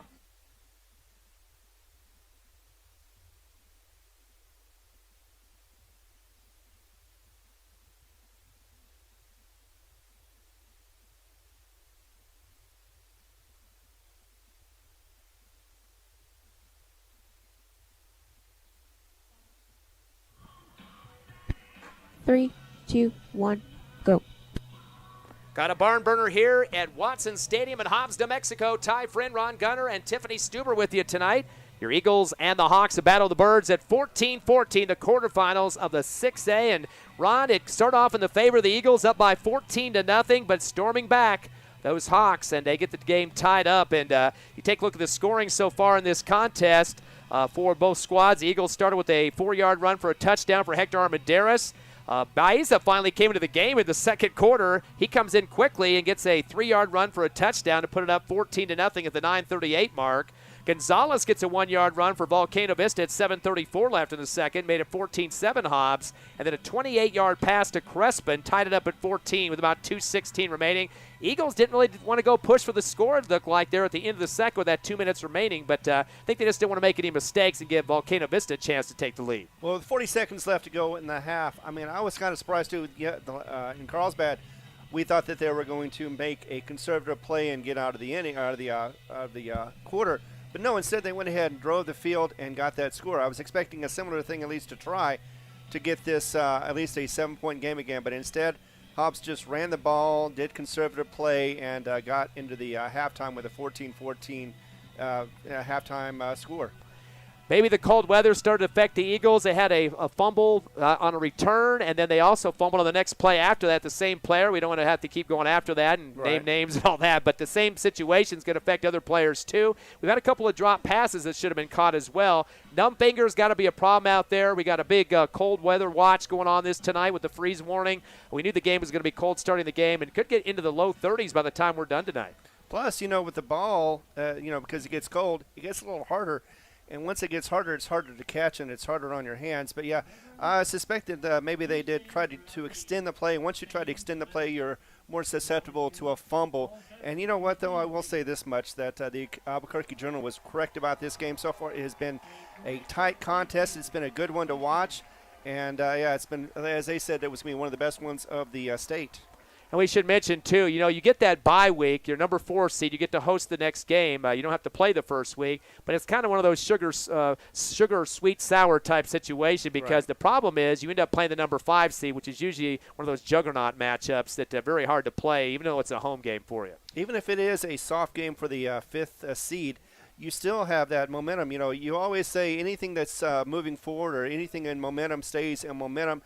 Anything that stops usually takes a while to get back in momentum, although they did start off the first quarter very well.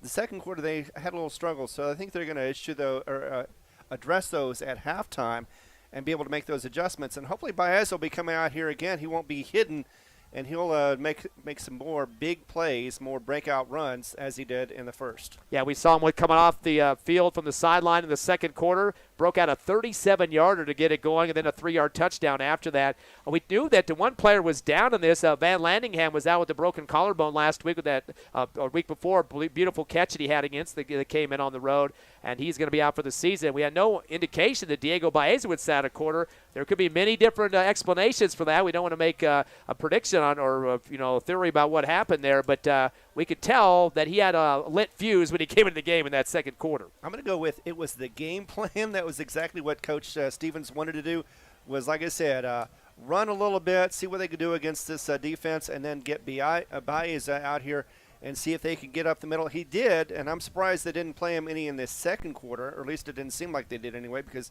he didn't have any big breakouts. But, hey, you know what? Third quarter, fourth quarter, it's all up in the air as far as what we're going to do, what they're going to do, and that's why you make those adjustments.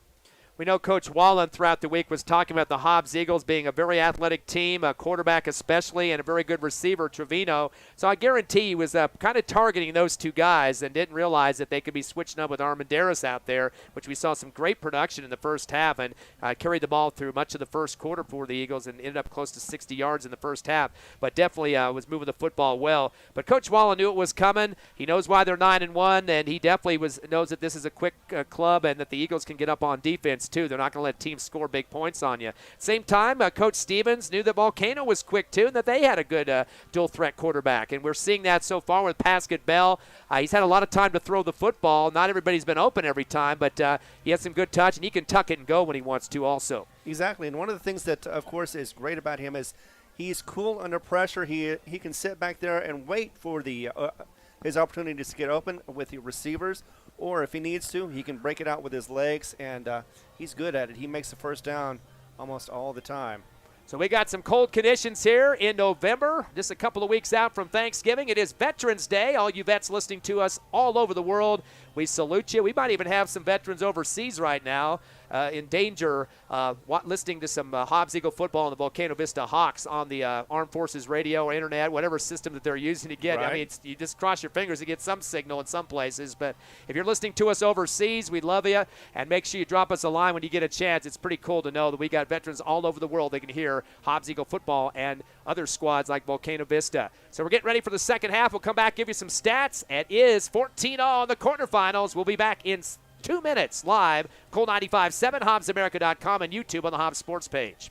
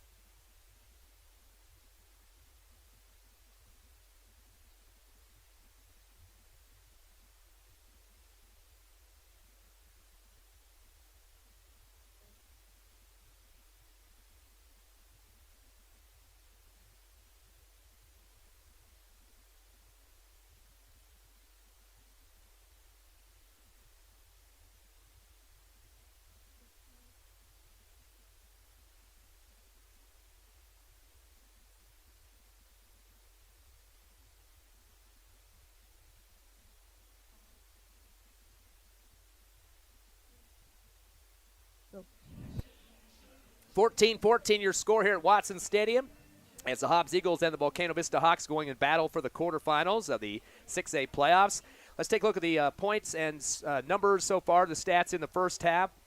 So far, Volcano Vista with 59 yards on the ground, 11 carries. Top leader in that category right now is the quarterback Elliott Pascal Bell, 5 carries for 44 yards. Wallen, 2 for 5.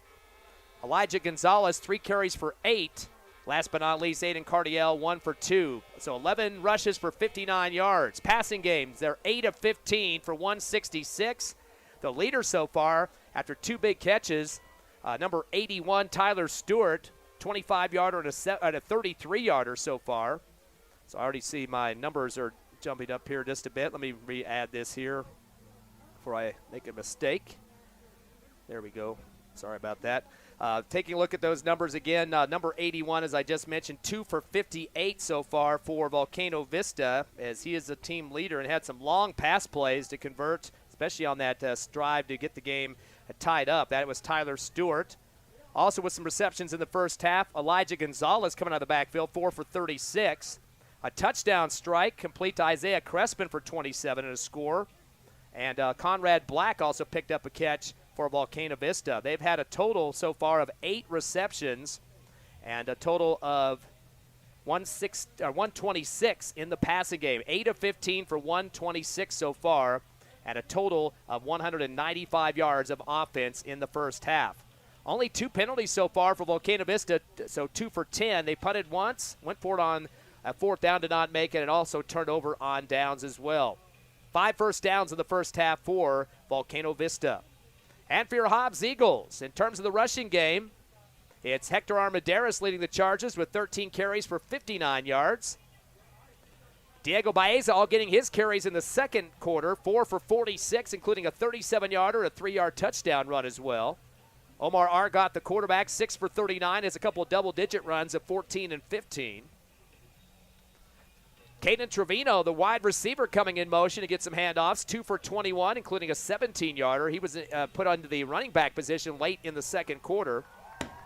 And also we had a run from Jeremiah Hawkes, actually, just 1 for 5 yards. So they had 5 different carriers so far in the first half, 26 total rushes for 170 yards for your Eagles. Hobbs has completed 4 of 8 in the passing game. Most yards so far is Hawkes with 1 catch for 20. Also for the Eagles, Saul Armendariz had a catch for 10. And Caden Trevino with 2 catches for 14 yards. The longest has been the 20-yarder to Hawkes. So Hobbs, once again, 4 of 8 for 44 yards. So definitely below their average on the season. But it is a cold night, which you could probably put in as a factor. So Hobbs with a total of 214 yards in the first half. They had 1 fumble, 2 turnovers on downs, and had 2 penalties, total of 25 yards in the first half. Eagles with 10 first downs compared to 5 for Volcano Vista. We got some updates real quickly for you. Ron Gunner's tracking some of our Lee County games, playoffs, and also the big one that's going to be the next opponent for either Hobbs or Volcano Vista. That's the Cleveland Storm. Let's start with Lovington and Portales. They are tied up at 14. It is in the second quarter. Meanwhile, Centennial and Rio Rancho going at it. The second quarter, 28-7, with Centennial in the lead. And yes, Cleveland is up big right now, 42-0 over Los Lunas. It is still in the second quarter. It could end in a mercy rule ending. Also, Farmington La Cueva going at it. It is 21-0 at the halftime there. La Cueva, the number 2 seed in the 6A playoffs. Cleveland, number 1, again, a 42-0 lead. They will play the winner of this game tonight. They will host that next week. So one of these teams, well, one won't have to travel too far. That's Volcano Vista in Albuquerque, but the Hobbs Eagles will have to drive up there to Rio Rancho to take on the Storm. So that will be a semifinal matchup. This is the quarterfinals tonight.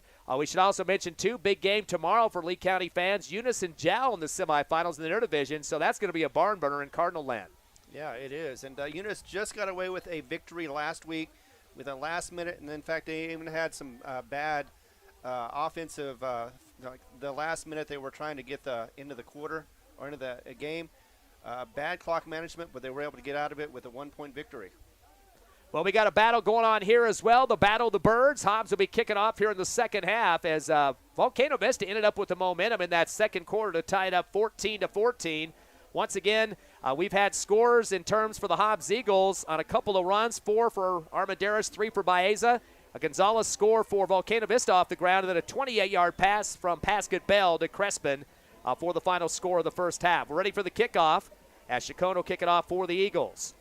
Going from right to left on the radio dial. He's going to send it hard and low. It's going to go in the end zone and bobbled midway through the end zone, but you can't run those back in high school anyway and get some numb hands on the football. Tristan Cordova. And been very quiet first half for Cordova as he is the team leader in the receiving for Volcano Vista on the season. Definitely a go-to threat out there for this squad, but really haven't given him an opportunity to catch that many balls in this game yet. As he definitely has got a guy that has the hands. 1,070 yards coming to this game on 65 receptions, well ahead of his teammates. First and 10 from the 20, middle of the field here for Volcano Vista to start the third quarter. Eagles have 4 in the box. Shotgun to Pascal Bell. Throws a screen route right side. Caught at the 19, 20, heading up the middle and dropped at the 23. And that'll be a 6, make it maybe a 5-yard pickup. And that's Elijah Gonzalez who came out of the backfield. That's his 5th catch, 41 yards for him. They're going to give him, looks like 4 on the catch instead of 5. 2nd down and 6, back to pass, Pascal Bell. He's going to throw on the curl route at the 35. That will be a first down pickup and then some. Let's say it's about 11 on the catch. And he'll move it to the 36-yard line. And that's going to be to Cordova. His 2nd catch, 16 yards, and the 6th first down. Move it up to the 36-yard line. Twins right, receiver left, shotgun pass, get Bell. Rolls right, looking for somebody to get open on the near right sideline. 30, he's going to tuck it and go. 35, 36, spins, 40, and gets his knees taken out to the 42-yard line. Will be about a 6-yard pickup. So Pascal Bell with the carry that time, and boy, his knees were trenched out that time by for the Hobbs Eagle defense, and taking him out hard was Kenyon Johnson. So 5 yards for Bell. He's back to pass again on a 3-step drop. He throws an out route, but it looks like he gets swatted at in the line of scrimmage and knocked out of the way. I think the guy that got a hand on it for the Eagles that time for Hobbs. Nice little swipe of the football. The ball just kind of deflated as it went across the line. DeAndre Haynes for the Eagles, incomplete. So now a 3rd down and 5 for Volcano Vista. 3-step drop for Bell out of the shotgun. Throwing the post route. It gets loose. Knocked up in the air. Intercepted by the Eagles at the 35 on the right hash. Ball was tipped up first as the Eagles pick it off and coming running out of the pile after getting tackled for Hobbs. And that's a pretty exciting play for the Eagles. Trying to get the number on that real quickly. Ball was tipped up in the air.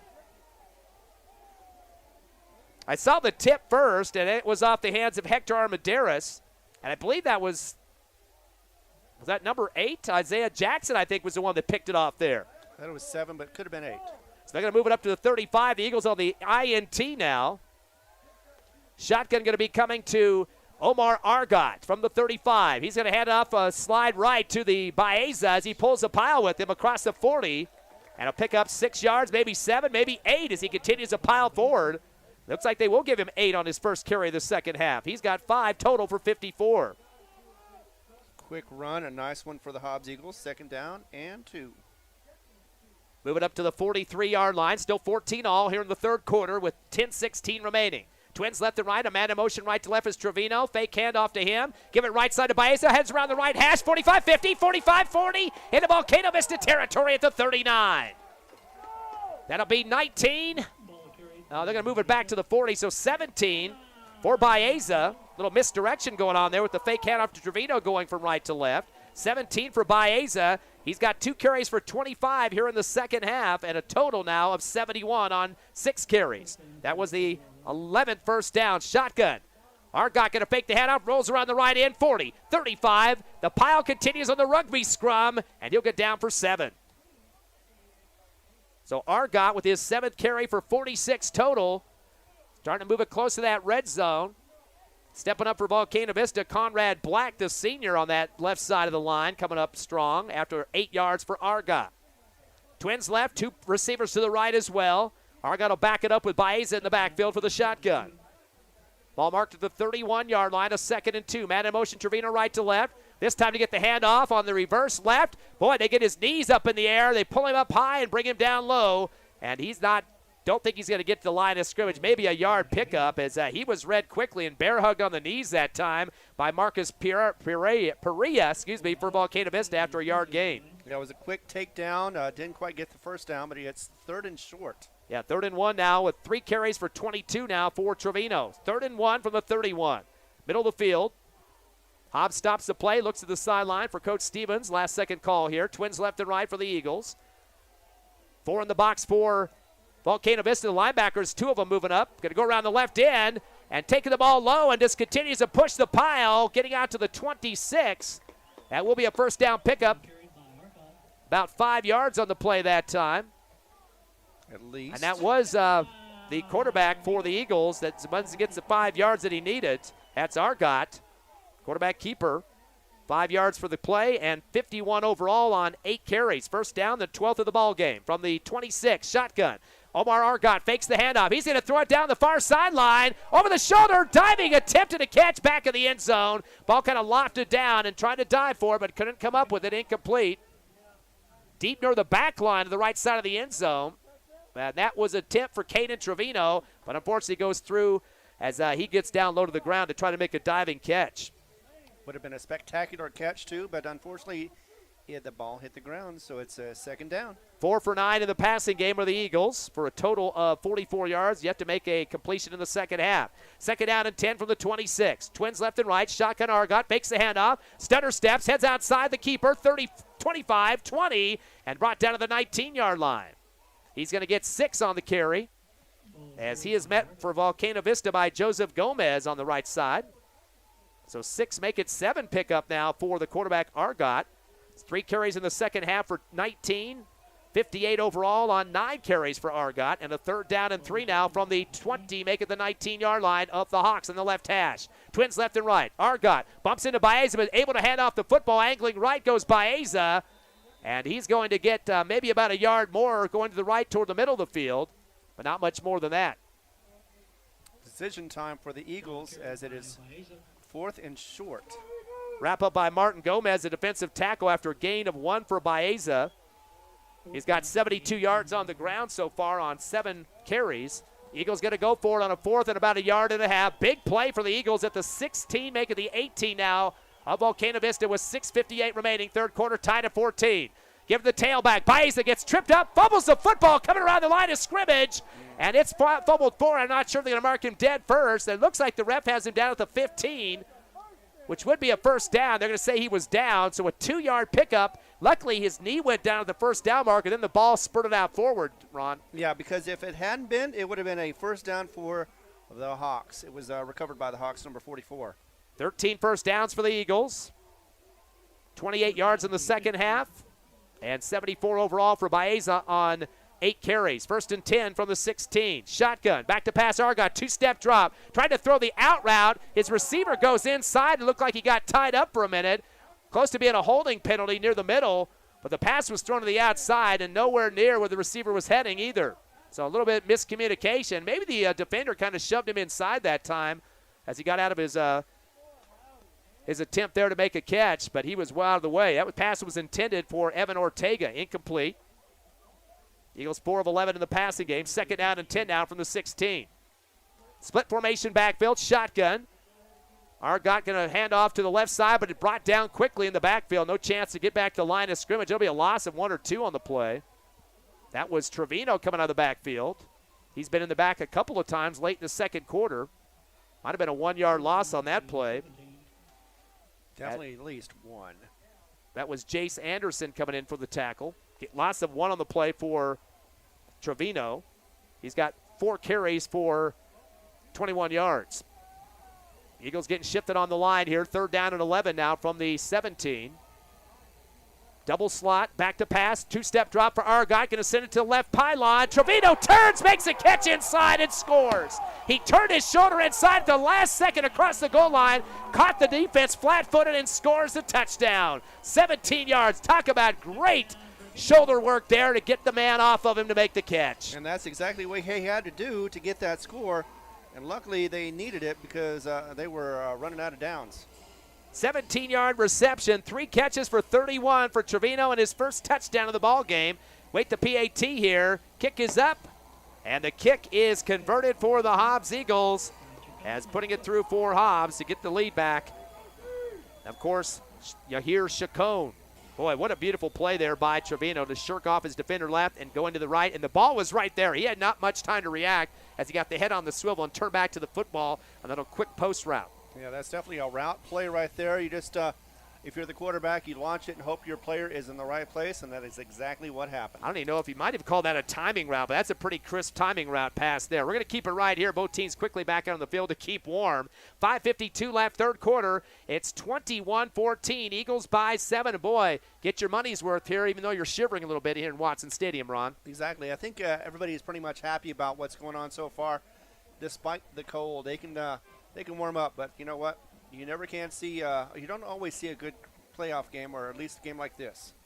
21-14, Eagles leading here in the third quarter. They scored the first 2 touchdowns, answered in the second quarter by Volcano Vista, but the Eagles got the lead with 5:52 left third. Chacon will kick off for Hobbs with that 7-point lead. 4 versus 5 in the seedings here. And here comes the kick.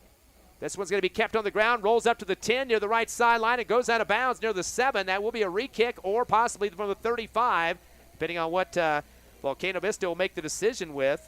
As Coach Wallen will decide, looks like he's going to bring the troops in. That means the 35-yard line. So pretty decent field position. And so far, the turnover situation has been an interception for Volcano Vista and a fumble for the Hobbs Eagles. Hasn't done too much damage yet for either team, but although the Eagles did take advantage of a go-for on a 4th early in the second quarter, they ended up going and scoring on after that when Volcano Vista didn't make the first down. Especially with Baeza coming out here. He seemed like he was oiled up and everything because nobody could get a handle on him. Volcano Vista football on the 35, 1st and 10. Twins left and right, shotgun.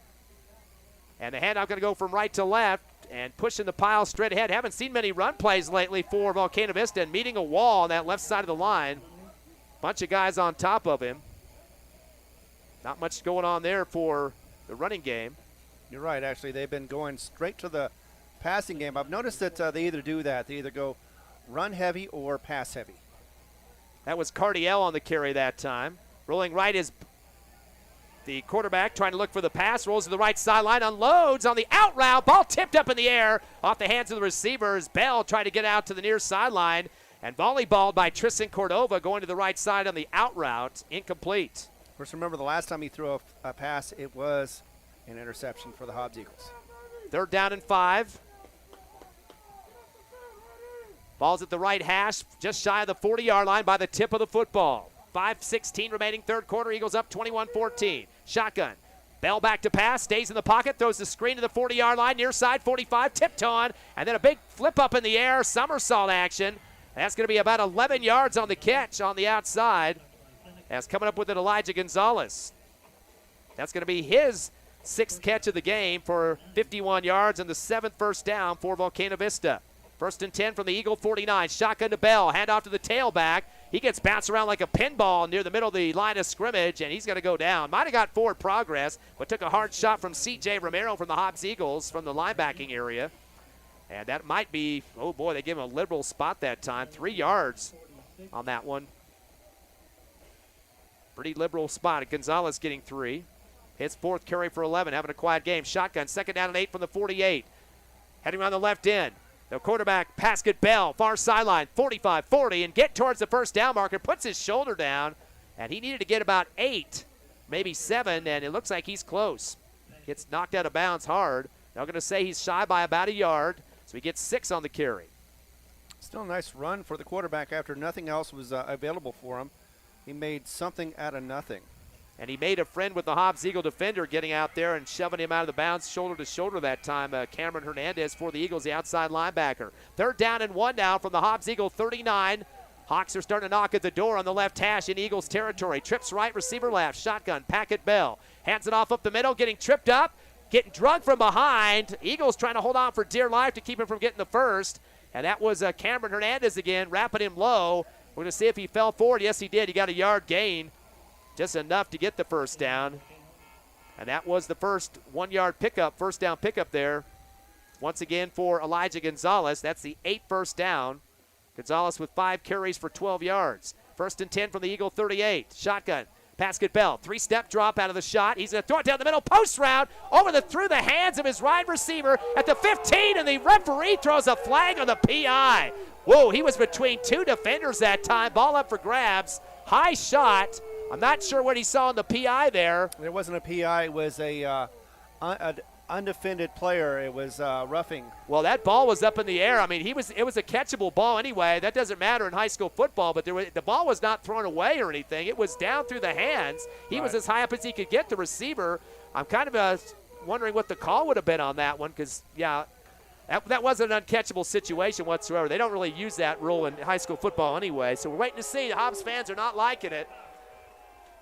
They got the injured receiver, definitely got hurt, so we're not making light of that whatsoever. No, but it was a hard shot, but the kid's going up for a catch and in between two defenders, and it wasn't an early shot either. It was right when he went up and had his looked like he almost had his hands on the football. Actually, the ball had just passed his hands when the defender was able to make contact with him, and hopefully the player is all right, but that is the situation we're going to see. It looks like they're marking off 15, so I believe the pass interference, that's the third penalty total of 40 yards against the Eagles, and brings it up to the 23-yard line, which would be the 9th first down for Volcano Vista. So the injury after the play, they're going to help the receiver off the field. And leaving is one of their best receivers from the first half. That was number 81. He had a couple of big catches, double-digit catches in the first half. Tyler Stewart leaves the game with 2 catches for 58 so far. But a first down with the penalty aid there and the PI at the 24 of the Eagles left hash. Pascal Bell gets a shotgun, 2-step drop. Dancing around, is going to roll right, then left to the far left sideline. He'll throw it on the run, out route, goes through the hands of the receiver, out of bounds, far sideline. And some great coverage out there. And now a late push by the Eagles after the play. There was no reason for that, and they're going to get cost on another one here. Pass was intended for Devin Banks. I couldn't quite see who got the shove, but it was well after the play and very much arguing that for the Hobbs Eagles out there on that far sideline. I'm not sure if he was the one that got tagged with the Kenyon Singleton and get kind of cocky, whoever it was, and just put a shove on the receiver well after the play.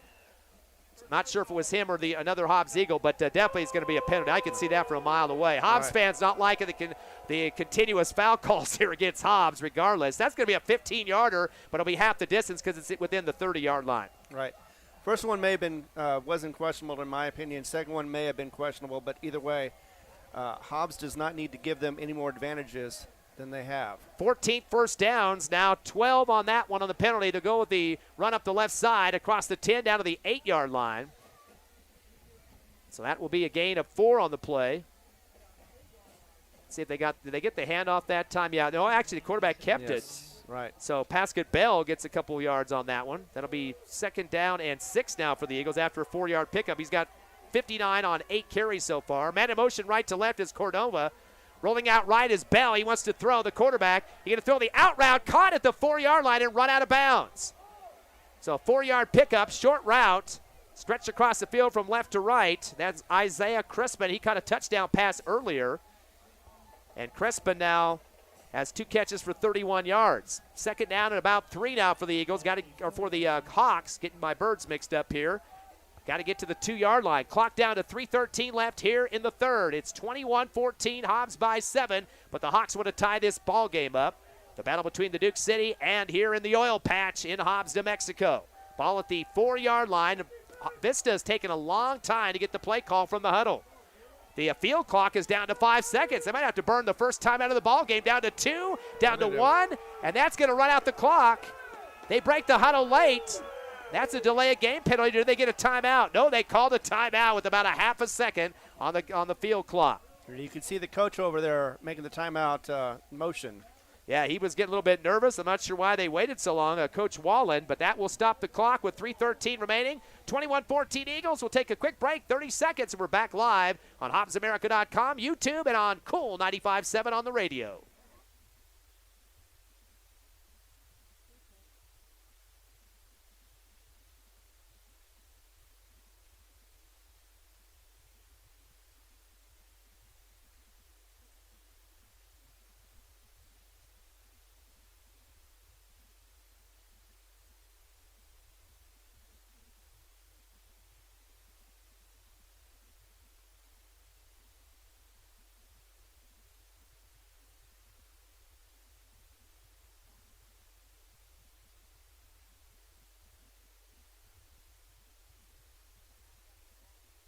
Back after a Volcano Vista timeout, the Hobbs Eagles leading 21-14, but the Hawks are knocking at the door. 3:13 left, third quarter, 7-point Eagle lead. 3rd down and about 2.5 for Volcano Vista. Got to get to the 2-yard line. Pitch off to the left side, heading up the middle of the field, diving forward past the goal line. Is the score? Yes, it is. 2-yard touchdown run for Elijah Gonzalez. So he scores, trying to get the game tied up. That's actually a 3-yard run for Elijah to match up his number on his jersey. That's his second score of the game. First in the second half. He had a touchdown run of 1 back in the first half. 6 carries for 15 yards for Elijah Gonzalez as we await the PAT for the Hawks to tie this game up. High snap, though. The kick is up, and the kick is good. It's converted by number 74, who's not on the roster. 21-21 your score, 3:08 remaining here in the third quarter. We'll take a 30-second break and come back on the Hobbs Eagle Network.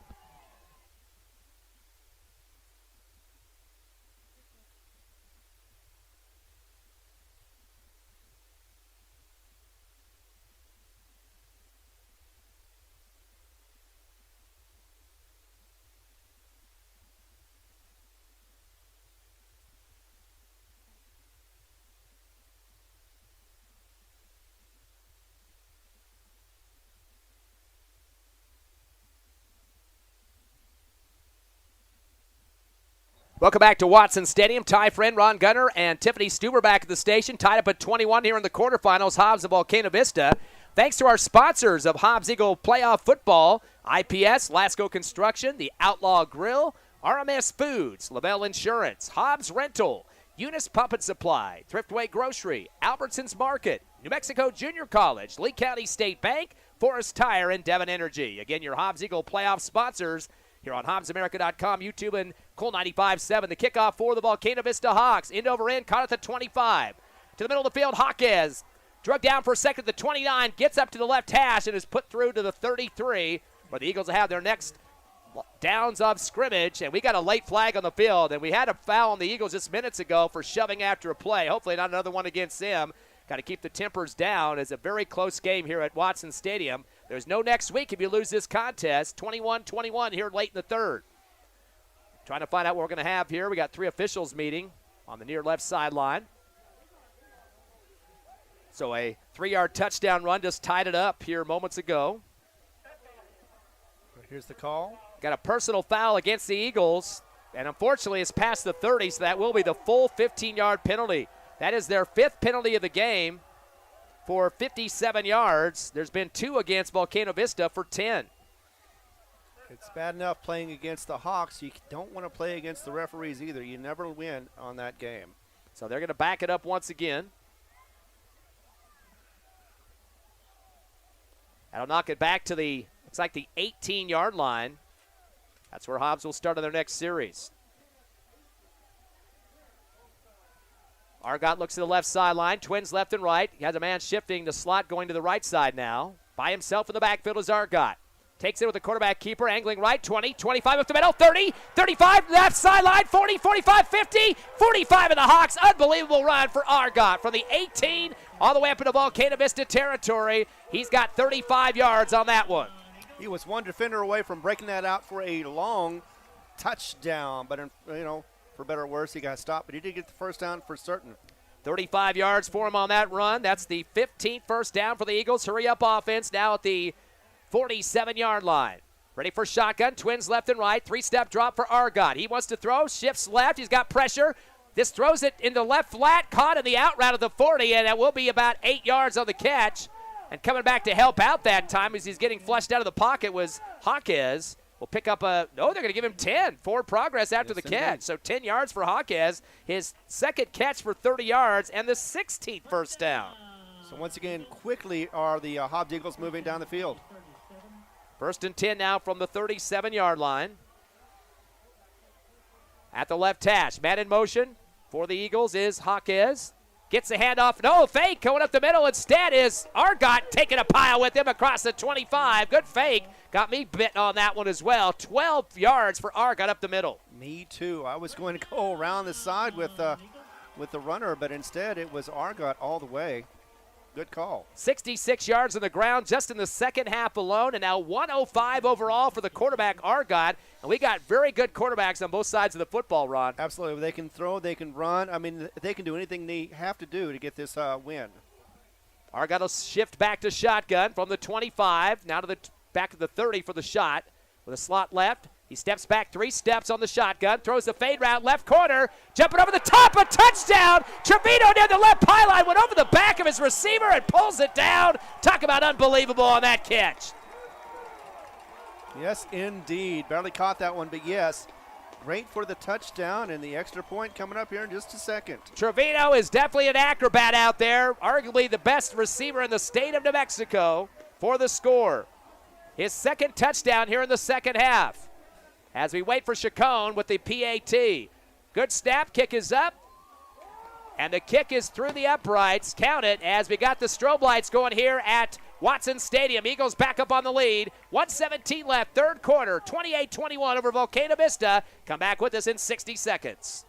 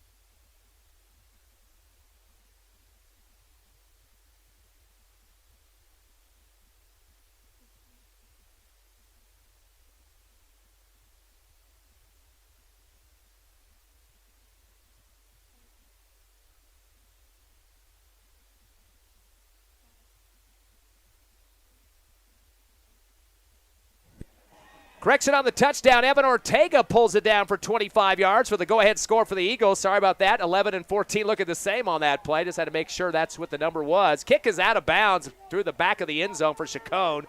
Boy, that kid's got a beautiful leg, and he put some power behind it. But, boy, Evan Ortega does look like Trevino on that catch. I mean, coming over the top of the receiver to rip it away from him and right inside the left pylon for the touchdown. And those two guys look like bookends out there. And, you know, they're both sides are fighting for this win. They want to continue going on. And, of course, the winner will face, looks like Cleveland. Yeah, they're winning big. What'd you have, 42-0 last time we checked, right? Exactly. 1st and 10 from the 20 now for Volcano Vista, trailing by 7. Shotgun to Bell. Stays in the pocket, getting a lot of time. Now flushed out to the right, to the 15. Pump fake, 20. Heads to the sideline to the 24 and high steps to get out. He's got a 4-yard rush. A lot of lateral running that time, but still got positive. Yeah, even though he was running laterally east and west, he did get some yards, although I'm sure he wanted more than that. So look at Mike. They're going to even give him more than that, make it 5 for Bell. 2nd down and 5 now from the 25. Shotgun to Packard Bell. He's back to pass. 3-step drop. Just dancing around waiting again. Nobody coming to get him. Finally somebody does and takes his knees out. Drops him in the backfield. Looks like he's going to lose maybe 5 yards on the play. Talk about a bullet that time. It's hitting him hard and swiping him through the knees. Zayden McPherson. And he's going to lose 5 yards on that one. 10 altogether. Yes, that was a nice coverage sack as it takes it back. 3rd and 15 is the count. Yeah, actually minus 10. What am I saying there? You're right. Big time for McPherson on that one. 3rd and 15, as you mentioned, Ron, back at the 15-yard line. Shotgun. Bell's going to throw again to the far sideline on the long dish, and it gets bounced out of the numbers of the receiver right in the chest at the 45. I think he got a hand in his face a little bit, didn't see the football, and just kind of hit the turf. And might have been ricocheted a little bit out there, too, on that far left sideline. That was Jordan Chisholm issuing the D on that incomplete pass. 3 and out for the Hawks. First one of the game, and a big series right now as we're about to head into the 4th quarter. Boy, talk about McPherson getting in there as a bullet to put Bell down that last play before that. Definitely put them in a deep hole. 4th and 15 now from the 15-yard line. Still 28-21 Eagles, 34 seconds left, third quarter. Good snap. Punt is going to be from the 6-yard line. It's going to be a wobbler, hits near the 50, rolls into Hobbs territory and backing up. Good roll there. And just getting the heck out of the way, Hector Armendariz and about 3 players to tap it down for Volcano Vista. Aiden Cardiel takes care of it at about the 35. So another good field position situation for the Eagles, but I think you need to get some insurance runs here. You can't be really feeling great about a 7-point lead in such a close ball game. No, especially since both sides seem to be striking so fast. And also, of course, the quick offenses is not helping the defense trying to catch their breath. So 28-21 your score. Eagles going to take a look at the sideline. Of course, that big 17-yard pass play for Ortega to get the 7-point lead here in the third quarter. Clock down to 31 seconds. Shotgun, twins left and right. Argot takes a snap low. Angle handoff to Baeza left to right. Tries to cut back up to the right hash and is put down after a gain of 3. Yeah, just slow it down a little bit. Try to get back into this offensive rhythm that they've acquired. Looks like Jace Anderson steps up after a 4-yard pickup. As Baeza has had 5 carries here in the second half for 32 yards and 68 overall. 2nd down and 6 now. Nope. Clock's going to run to 0, and that will end the 3rd quarter. So Hobbs getting a 7-point lead after that pass play to Ortega. Also a 17-yard pass to Trevino. Trevino and Ortega looking like one of the other in this game, kind of like the twins out there. 28-21 your score. We'll take a 60-second break and come back with more Hobbs Eagle football quarterfinals on the Hobbs Eagle Network.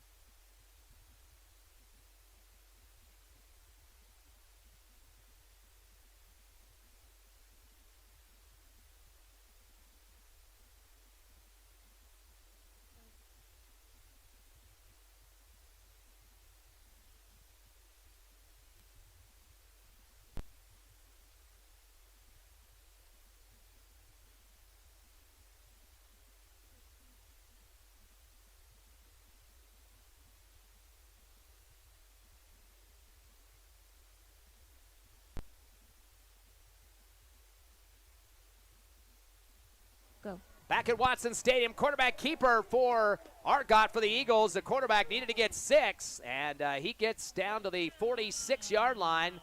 So make it 8 for Argot for the first down. That'll be the 17th first down. Hurry up offense, 1st and 10 from the 48. In Eagle territory, up 28-21, start the 4th quarter. Pump fake. Lofts it out down the near sideline. Spiral out of bounds over the shoulder. Trying to go underneath it was Jaquez. He had about a 6-yard pace against 2 defenders that time. Had him beat, but the ball lofted towards the right sideline. Kind of a cold wind out there tonight as well, Ron. Exactly. That is affecting the throws as well, but that one was just a little bit off target, out of bounds. 2nd down.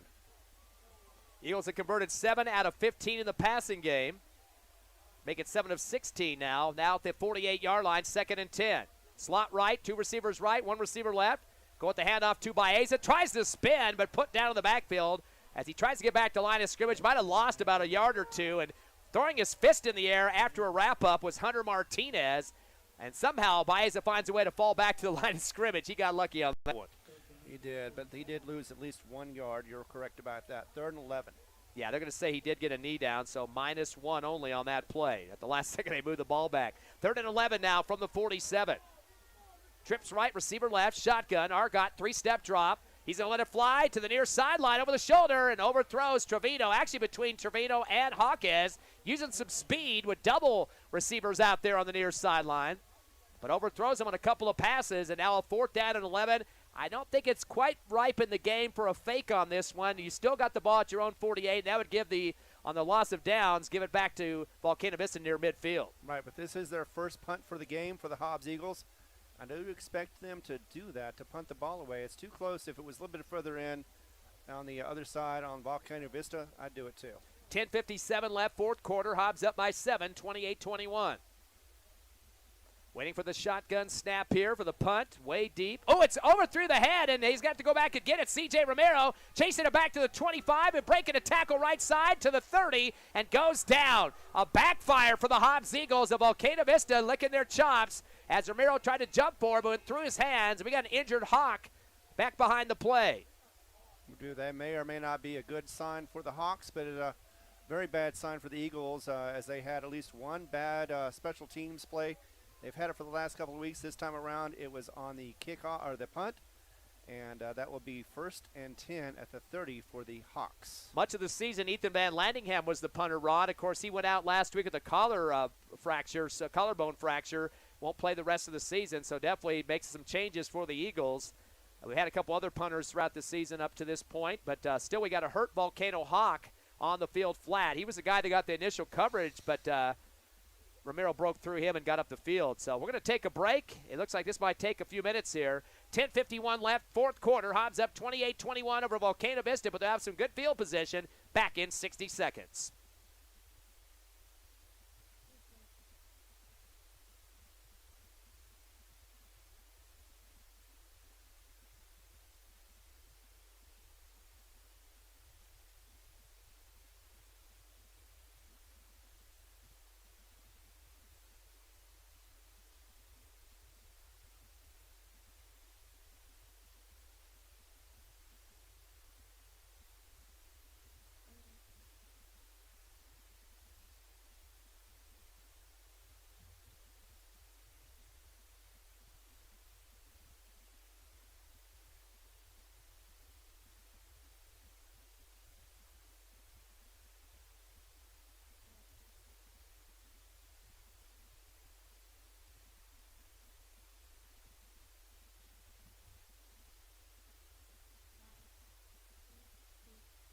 go.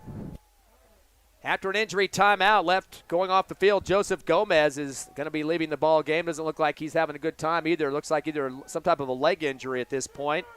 After a fumbled snap through the hands of C.J. Romero, he had to chase it down and then come up the field for at least a 5-yard return. But it's giving it back to the Volcano Vista Hawks. They have it in good field position at the Eagle 30, just outside the left hash, or inside the left hash. Best field advantage they've had so far in this game. And, of course, in the red zone as well. They trail Hobbs 28-21 here in the Battle of the Birds, the quarterfinals of the 6A playoffs. And, boy, a bunch of coaching staff for Volcano Vista gets into a big huddle over there. I think there might have been something happening besides the injury. I'm not sure if somebody went down or what, but there's a big cluster of coaches, and they're kind of trying to get everybody together. I'm not sure what's going on in front of the first down marker for some reason on the far right side of the field. Well, they finally got the marker up. They had the 10-yard marker was down for a moment. Now it's back up again. One of the coaches is losing his head out there, and they're trying to get him calmed down. I'm not sure what the problem is. I don't see any players in any jeopardy or anything, but there was a big scrum of coaches in a big huddle. Shotgun back to Bell at the 36, flips it out to the left side, 30, 25, 20, 15, stepping inside and spun around down to the 13-yard line. Elijah Gonzalez. The play started at the 30, and let's see if where they're going to mark this at. Looks like the 12, so an 18-yard pickup for Gonzalez coming out of the left flat to make the catch. And it's already first down and near goal. Back to pass again is Bell. The 3-step drop, throwing the out route, and an incomplete. Oh, is it a catch made? Yes, it is. Diving catch going from right to left. Another Elijah Gonzalez catch as they get it down. Looks like now at the 5-yard line. Another 7 for Gonzalez. Back-to-back catches for him. So 2 catches for 25 in the last few plays. 2nd down and 2. Rolling right is Bell. Wants to throw again. Gets pressure. Gets away from 2 defenders. Rolls to the right. 15, 10, 5. Heads toward the end zone. Tries to dive of one last glance there, but trying to get to the first down marker at the 1 or 2-yard line. Didn't make it. He did try, though. He might be close, though. Yeah. Depends on where they mark it. So the quarterback. First down. They're going to give him barely 2 on that one. Elliott Paskett Bell, first down at the 2-yard line. That will be the 10th first down of the ball game. And that'll be first and goal. Make it the 1.5. Clock is at 9:30 remaining here in the 4th. It's 28-21 Hobbs over Volcano Vista here in the quarterfinals. The Hawks take a little bit of time in the huddle. Now they're going to break it, run up to the line on a wishbone formation and diving across the line or getting close. I'm going to see if he broke the plane. I don't think he did. I don't see any signal from the official yet. Or did they call it? Yes, they did. Looks like the kicking team coming on now. A 1-yard touchdown run up the middle. I believe Paskett Bell might have held on to the football that time for the score. Was that Gonzalez? Quarterback sneak is what it looked like. They came out of a wishbone that time, so go ahead and give Paskett Bell the touchdown. They need to double-check that here in just a second. Was a 1-yard run regardless for the score. The PAT is up, and it is good. So we got a score tied up once again, 28-28 here at Watson Stadium. Barn burner on the radio, the internet, live at Watson. 9:09 remaining. We're back in 60 seconds.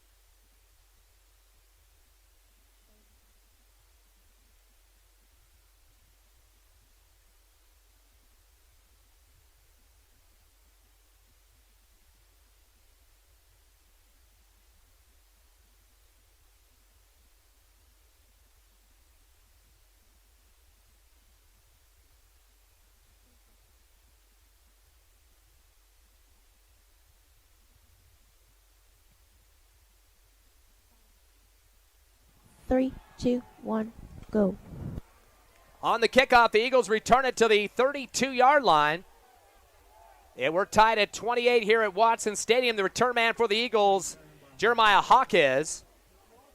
Not the best position the Eagles have had this season, or this game, I should say, but they got to break this tie at 28 and got to take care of the football. Turnovers would be critical at this point because Volcano Vista is starting to make things work. And because of a bad punt snap, that cost the Eagles big on the last series. Yeah, they're lucky they're tied right now at 28. Waiting for the shotgun. And taking his Argot around the left end to the 30, 35, dragging people with him around the waist. And he's out close to the first down. Might be shy by about 2, maybe 1 yard. 9-yard pickup for Argot. Getting close to a first down. Oh, they're giving it to him. 10 yards for Argot. That will be the 18th first down for the Eagles at their own 42-yard line on the left hash. We are tied at 28. Twins left and right in the receiving core. 4 in the front box for the Hawks. Give the football. No, taking it himself. Argot, good fake up the left side to Baeza, then takes it right behind him on the block. As Argot saw a little bit of a gap on the left hash. They're going to say his knee went down after, looks like a 4-yard pickup. That brings up a 2nd down and 6. If it ain't broke, don't fix it. Continue what works. Ball going to be at the 46 on the left hash. Hobbs looking at the sideline now. Going to get some shifts on the receivers. Send 2 to the left. Trevino's going to move up in the backfield with Baeza and 1 receiver right for Hobbs. Argot in the shotgun. Gives it to Trevino, left side. He takes the pile with him to the left hash. And I think he might have just got back to line of scrimmage. Not getting through the pile that time. Initial hit up front for the Hawks squad. As getting a hold of him quickly was Marcus Perea. It looks like that's going to be maybe a yard. They're going to say forward progress for Trevino. He's got 5 carries for 22 yards. 3rd down and 5 now at the 47 of the Eagles. Big play here for Hobbs. Twins left and right. Argot underneath the center, gives some directions to his team with a right slot back. By himself now in the backfield in the shotgun. Low one to the knees, picks it up, goes with it to the 50, 45 into Volcano Hawks territory, and at the 44-yard line. And that's going to be 8 for Argot to move the chains once again. He's got a couple of first downs himself, and that'll be 19 on the first down markers. Dragging some Hawks with him as he gets the first down and a little bit more. 44-yard line on the left hash. Clock down to 7 minutes remaining. First down and 10 for the Eagles. 28-20 all your score. Twins left and right. Argot by himself in the backfield. Here's the left hash mark. Going on the reverse with the handoff from left to right. Still in the backfield. Hawk has a little juke move to the near side to the 45 and goes down 1 yard behind the line of scrimmage. Not able to juke the player that he was trying to get around, and taking him down hard was Marcus Perea once again. A loss of 1 for Hawkheads. A little bit too much dancing moves there. Yeah, a little too much razzle-dazzle for that one because no gain. In fact, yeah, loss of 1 yard. 2nd and 11. Ball at the 45 of the Eagles. Or make it the Hawks. Hobbs in Hawks territory. Too many birds to do tonight. Twins left and right. On the right hash, up the middle goes Argot, angling right now to the 40, bounces off one defender, 35, almost got through to beat them all. He's going to roll maybe for the first down, if not for 9-yard pickup on that right hash. Give him 10 to move the chains. I'm giving him about 13 because he got the first down. So 10-yard pickup for Argot. That will be first down number 20. So he continues to get some big looks here in the 4th quarter. 1st and 10 now from the 33.5-yard line with 5:48 remaining. Hobbs wants to run some clock too. They don't want to score and give a bunch of time left for the Volcano Vista squad. Twins left and right, 1st and 10 from the 33.5. Argot by himself with a shotgun. He's going to take his time in the pocket. His out route throw is deflected at the line of scrimmage or a few yards behind it. As coming through to make a swat on the pass for Volcano Vista was Jace Anderson. So incomplete on that one. Hobbs is 7 of 18 in the passing game. 3 catches for 31 for Trevino. 2 catches for 30 yards for Jaquez. Also, Saul Almaderas had a catch for 10. And Evan Ortega had a touchdown for 25. Trevino in motion right to left. Fake the handoff to him. Taking up the middle. Argot breaks the tackle. 30, 25, and down to the 20-yard line. He continues to plow ahead for 14. Another first down for the Eagles as he makes another swift run and gets that quickly done. 21 first downs for Hobbs, consistently moving the football and the clock as well. Again, it's good to get that clock rolling because you don't want to give that big chunk of time to Volcano Vista, who can score on you. 1st and 10 from the 20.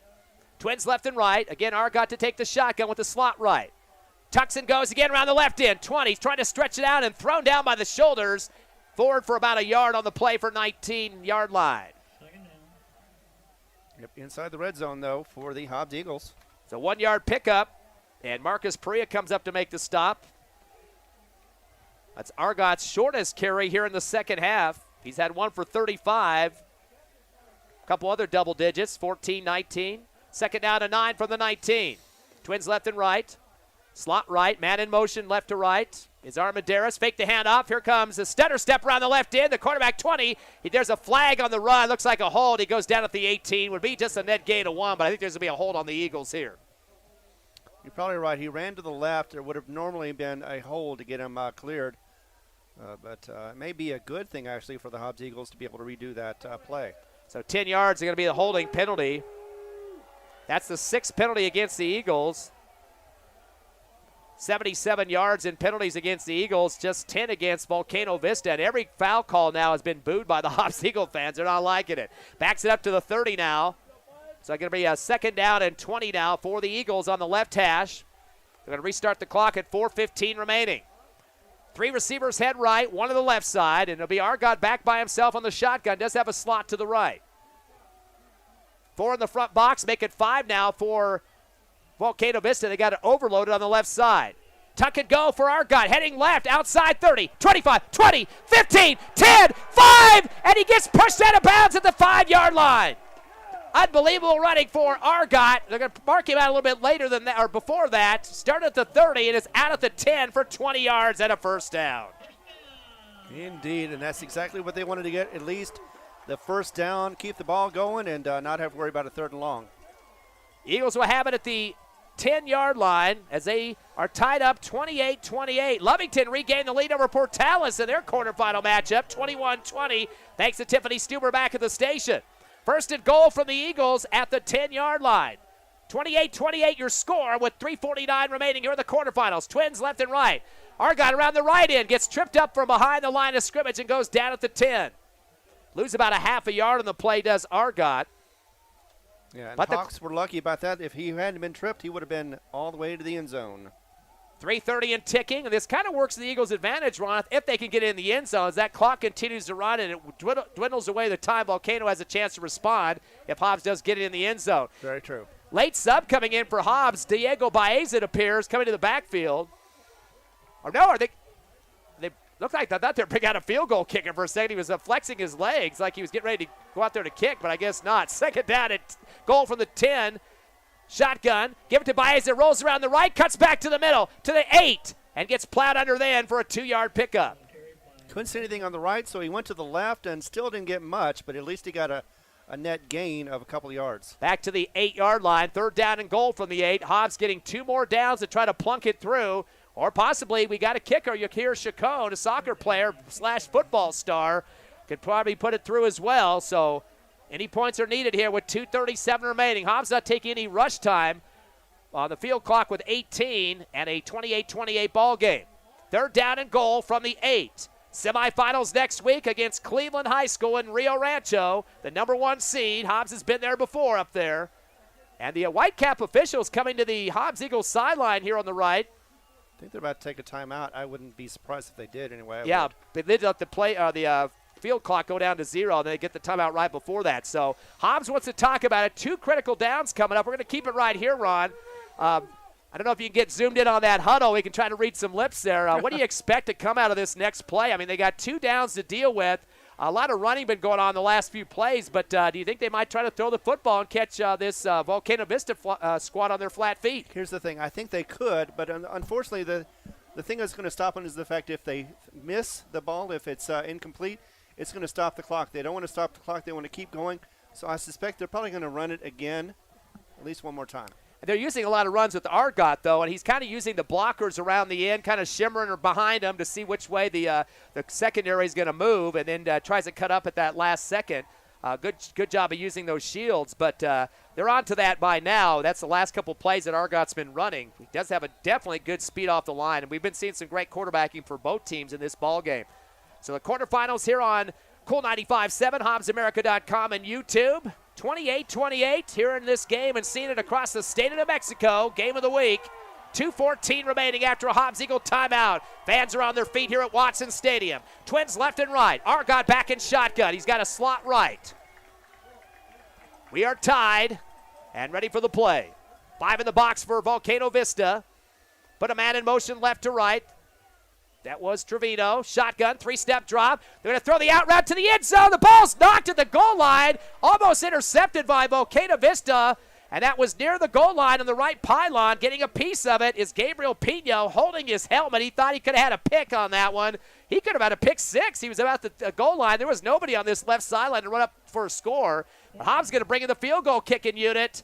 Whoa, boy, some pressure on now here. And this will be kicked. Looks like they'll mark it. Let's see, about the 14. That'll be a 24-yarder here for you here, Chacon. A big kick for him. Definitely. Lots of pressure on him to put this through the upright. Chacon, the senior, as we get ready for the snap for Justin Black. The kick is up, and the kick is good. 24-yard field goal for Chacon with 2:05 remaining. We'll take a quick 30-second break. Your Eagles leading by 3.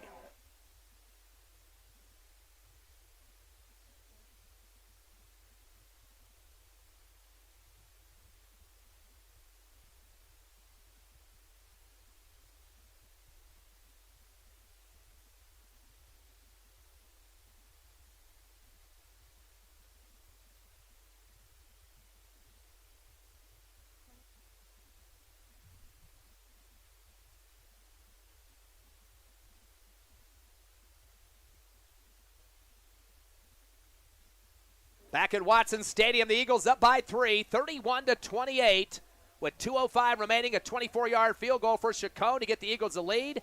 And the next team, one of these squads might face next week. Looks like they got a W in the book up there in Rio Rancho. They did. It just finished 49-9. Cleveland over Los Lunas. Not a big surprise on that one.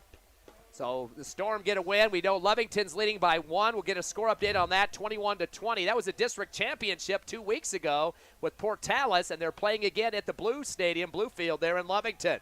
Very exciting game on our sister station, KZOR, also on HobbsAmerica.com. But we got the barn burner here at Watson Stadium with 2:05 remaining in the kickoff for Chacon after the 24-yard field goal. Kickoff is kept on the ground and a big roll to 20, to the 15-10, and it'll go out of bounds at about the 6. So a decision by Volcano Vista. What will they do? Will they take it at the 35 or ask for a re-kick? They got to go a lot of distance. Coach Wall looks like he's bringing his offensive unit. They will take it from the 35. 31-28 your score. Hobbs by 3 with 2:05 remaining. Volcano Vista definitely has got some threats. Elliot Pasquet-Bell can run. He can throw. They got a great receiver in Tristan Cordova. Isaiah Crespin. These guys can catch some balls. A couple other receivers out there as well. They finally got it to the 35. Including the running back, Elijah Gonzalez. He comes out of the backfield a lot to get screen passes on the flats. Ball marked to the 35 on the right hash. They did pick it for that side. Trips left, receiver right, Bell back to pass, two-step drop, dancing around, backpedaling to the 25, rolls right to the sideline, dips it down the sideline with an out route, caught at the 41 of the Eagles. That will be a 25-yard reception for Volcano Vista. 25 yards as the catch is made by guess who again? Gonzalez. He keeps pulling him down big, and that will be the 14th reception for Volcano Vista with 10 first down. Shotgun back to Bell behind the 46. Dumps it in the middle of the field. It's swatted hard and blown down hard. Major bullet shot for the Hobbs Eagles to knock the ball out. That was Kenyon Singleton putting a major blow on the intended receiver in the middle of the field. Almost an interception by the Hobbs Eagles. Not quite in his hands, though. That does actually benefit Volcano Vista. Stops the clock as that pass was intended for Aiden Cardiel. 2nd and 10 for the 41. Back to pass. 3-step drop for Bell. Pump fake. Screen pass right side 40. 35. Diving ahead for about an 8-yard pickup and a somersault on that far right sideline in front of the Volcano Vista bench. Again, that's the running back Gonzalez getting out there for 9 yards and another reception. 3rd down and 1, though. After the catch for the running back. 3rd and 1 from the 32-yard line. Referees running around all over the place. I'm sure maybe they got a timeout out there or not. The back judge came from way 15 yards behind the play and came running up to the line of scrimmage for some reason. But he got back where he's supposed to be. 3rd down and 1 now from the 32-yard line of the Eagles on the right hash. Now they're not happy about the time or something's going on. Going to call timeout. The officials are to talk about it here. 57 seconds, and we're going to say that's what's on the clock right now. We're going to see if that's going to get changed or not. Volcano Vista heading to the sideline. They might have called a timeout here. Now Coach Stevens wants to have a discussion with the official to find out what's going on. Looks like the Hawks, the offense, has gone to the sideline looking like they already know there's a timeout, and Coach Stevens out on the field. 31-28, Eagles by the field goal with 57 seconds left here in the fourth. Hobbs now running to the sideline as well. Did they grant a timeout or not, Ron? Hard to tell right now because just simply because there's a little confusion with maybe the clock. Yeah, they're going to go ahead and reset the clock, and they're adding big time. I think he said 1:20, which would be about 23 seconds added. That's unbelievable. That's what I heard too. A minute 20. Yes, they do. 23 seconds added to the clock. Not sure where that came from, but they put big time on there. 3rd down and 1 from the 32. We won't speculate on what that was for. Trips left, receiver right. 3rd and 1. It's going to be a shotgun for Pascal Bell. Brings a man in motion left to right, Gonzalez. 3-step drop back to the 40. Rolling right is Bell to the 35, to the far sideline, falls to the ground. His knee kind of sweeps forward. I don't know if he got enough for the first down. He did. Very close to the 31-yard line is where he needed to be. He lost his balance and then kind of slid his knee to the ground, and I don't think he made it. We might even have a measurement over there as the head linesman is called for the timeout, and they put the 4th down marker up, so that means a timeout for Volcano Vista, 1-yard pickup for Bell, and we're going to keep it right here. 1 timeout remaining for the Volcano Vista Hawks. Talk about critical stages of this game, Ron. 4th down and less than a yard to go. They got to get it to about the 30.5-yard line. Right now about the 31, so half a yard it looks like. They got the guys that can do it. Gonzalez and Bell definitely can move the football. Definitely. But with the time remaining, 1:03, he's got about 5 plays somewhere in there if you get some out routes to the sideline in the passing game to get out of bounds. But timeouts are critical at this point as well. But so far, I mean, they've had some good success on the sideline, but they haven't really had anything that has gone to the side that has been successful.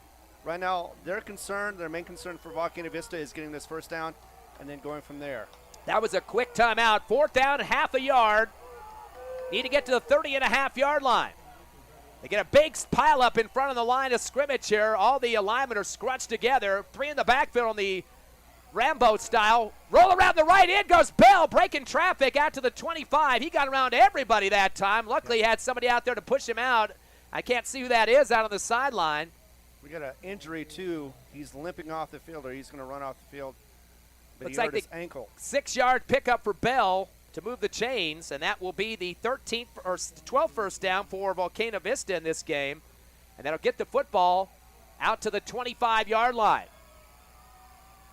New fresh stat of downs with 56 seconds remaining in this game. He got out of bounds, too, to stop the clock, as you mentioned, under a minute left. Trips left, receiver right, shotgun to Bell. 3-step drop, back to the 32. Pump fake, throws it over the shoulder, right side of the end zone. We got a collision, and no call on the PI. Boy, they were arguing for it over there. The receiver on the far sideline got kind of caught up. You can't really penalize the defense on that when a receiver runs into him. Right. Intended receiver out there on the far right, just kind of a straight seam route, was Isaiah Crespin. He does got some hands out there. He got tangled up with Nathan Cerceris. Yeah, if they're both going for the ball, there's no call. 2nd down and 10, the chance of defense here at Watson Stadium here on the home side. 2nd and 10 from the 25. Trips left, back to passes Bell, rolling left. He's tucking it. Now he wants to run it to the 25. Spins, backpedals 20, and knocked down to the 18-yard line. 7-yard pickup for Bell. And, boy, he continued to put his butt out in front that time to back it in for a few more. Yeah, I think he got a little assist from the Eagles as they knocked him 5 yards forward. 8-yard pickup, 2nd and 2 now. Make it 3rd and 2 from the 17. Back to passes Bell, 4-step drop. Throws the post route down the middle. It's caught at the goal line, and a touchdown. Boy, the post route scoring. And into the end zone for the score to take the lead. And it looks like the score converted for Volcano Vista by Tristan Cordova. And the air has been taken out of this stadium so far. So a touchdown for Cordova, his first of the ball game, to take the lead up to 34-31. There's 19 seconds remaining as we await the PAT. And this could be a pretty big PAT as well. It's just a field goal lead right now for the Hawks as we await the kick. Good snap, kick is up, and the kick is good. That means the Eagles got to score a touchdown to win the ball game. 19 seconds left on the clock. 34-31 Volcano Vista. The number 5 seed leading number 4, the Hobbs Eagles, come back in 30 seconds on the Hobbs Eagle Network.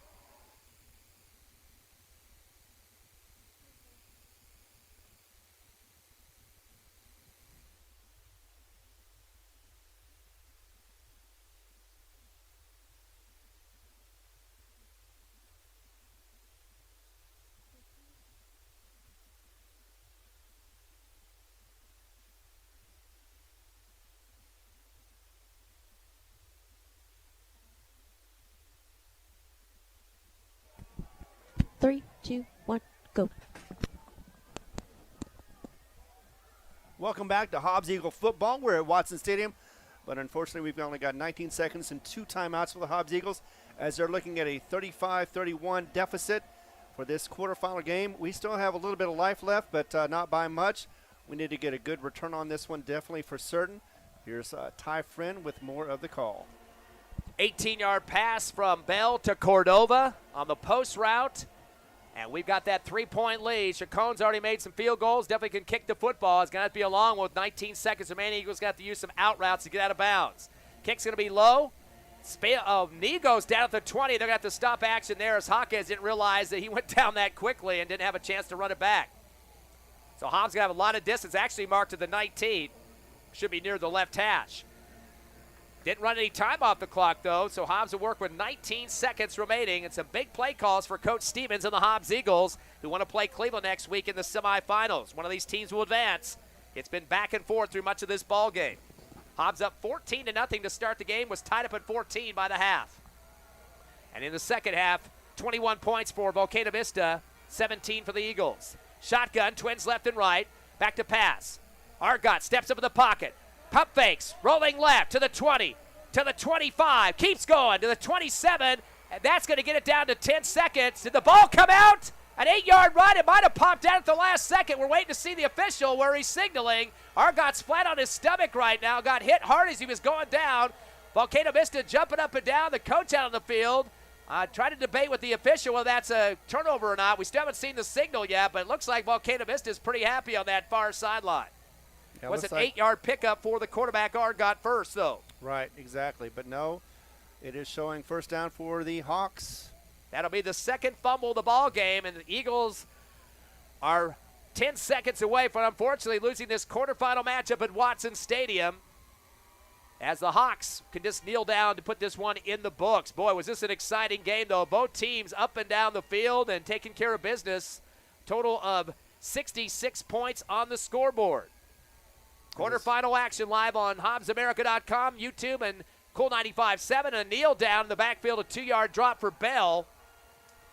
And that should be the last play of the ball game. An unfortunate ending for the Hobbs Eagles as the cannon sounds here at Watson Stadium. Your final score, 35-31. Volcano Vista coming from behind for the win to knock the Eagles out of the quarterfinals. We'll take a 3-minute break, come back with more Hobbs Eagle postgame action live on Cool 95.7, HobbsAmerica.com, and YouTube.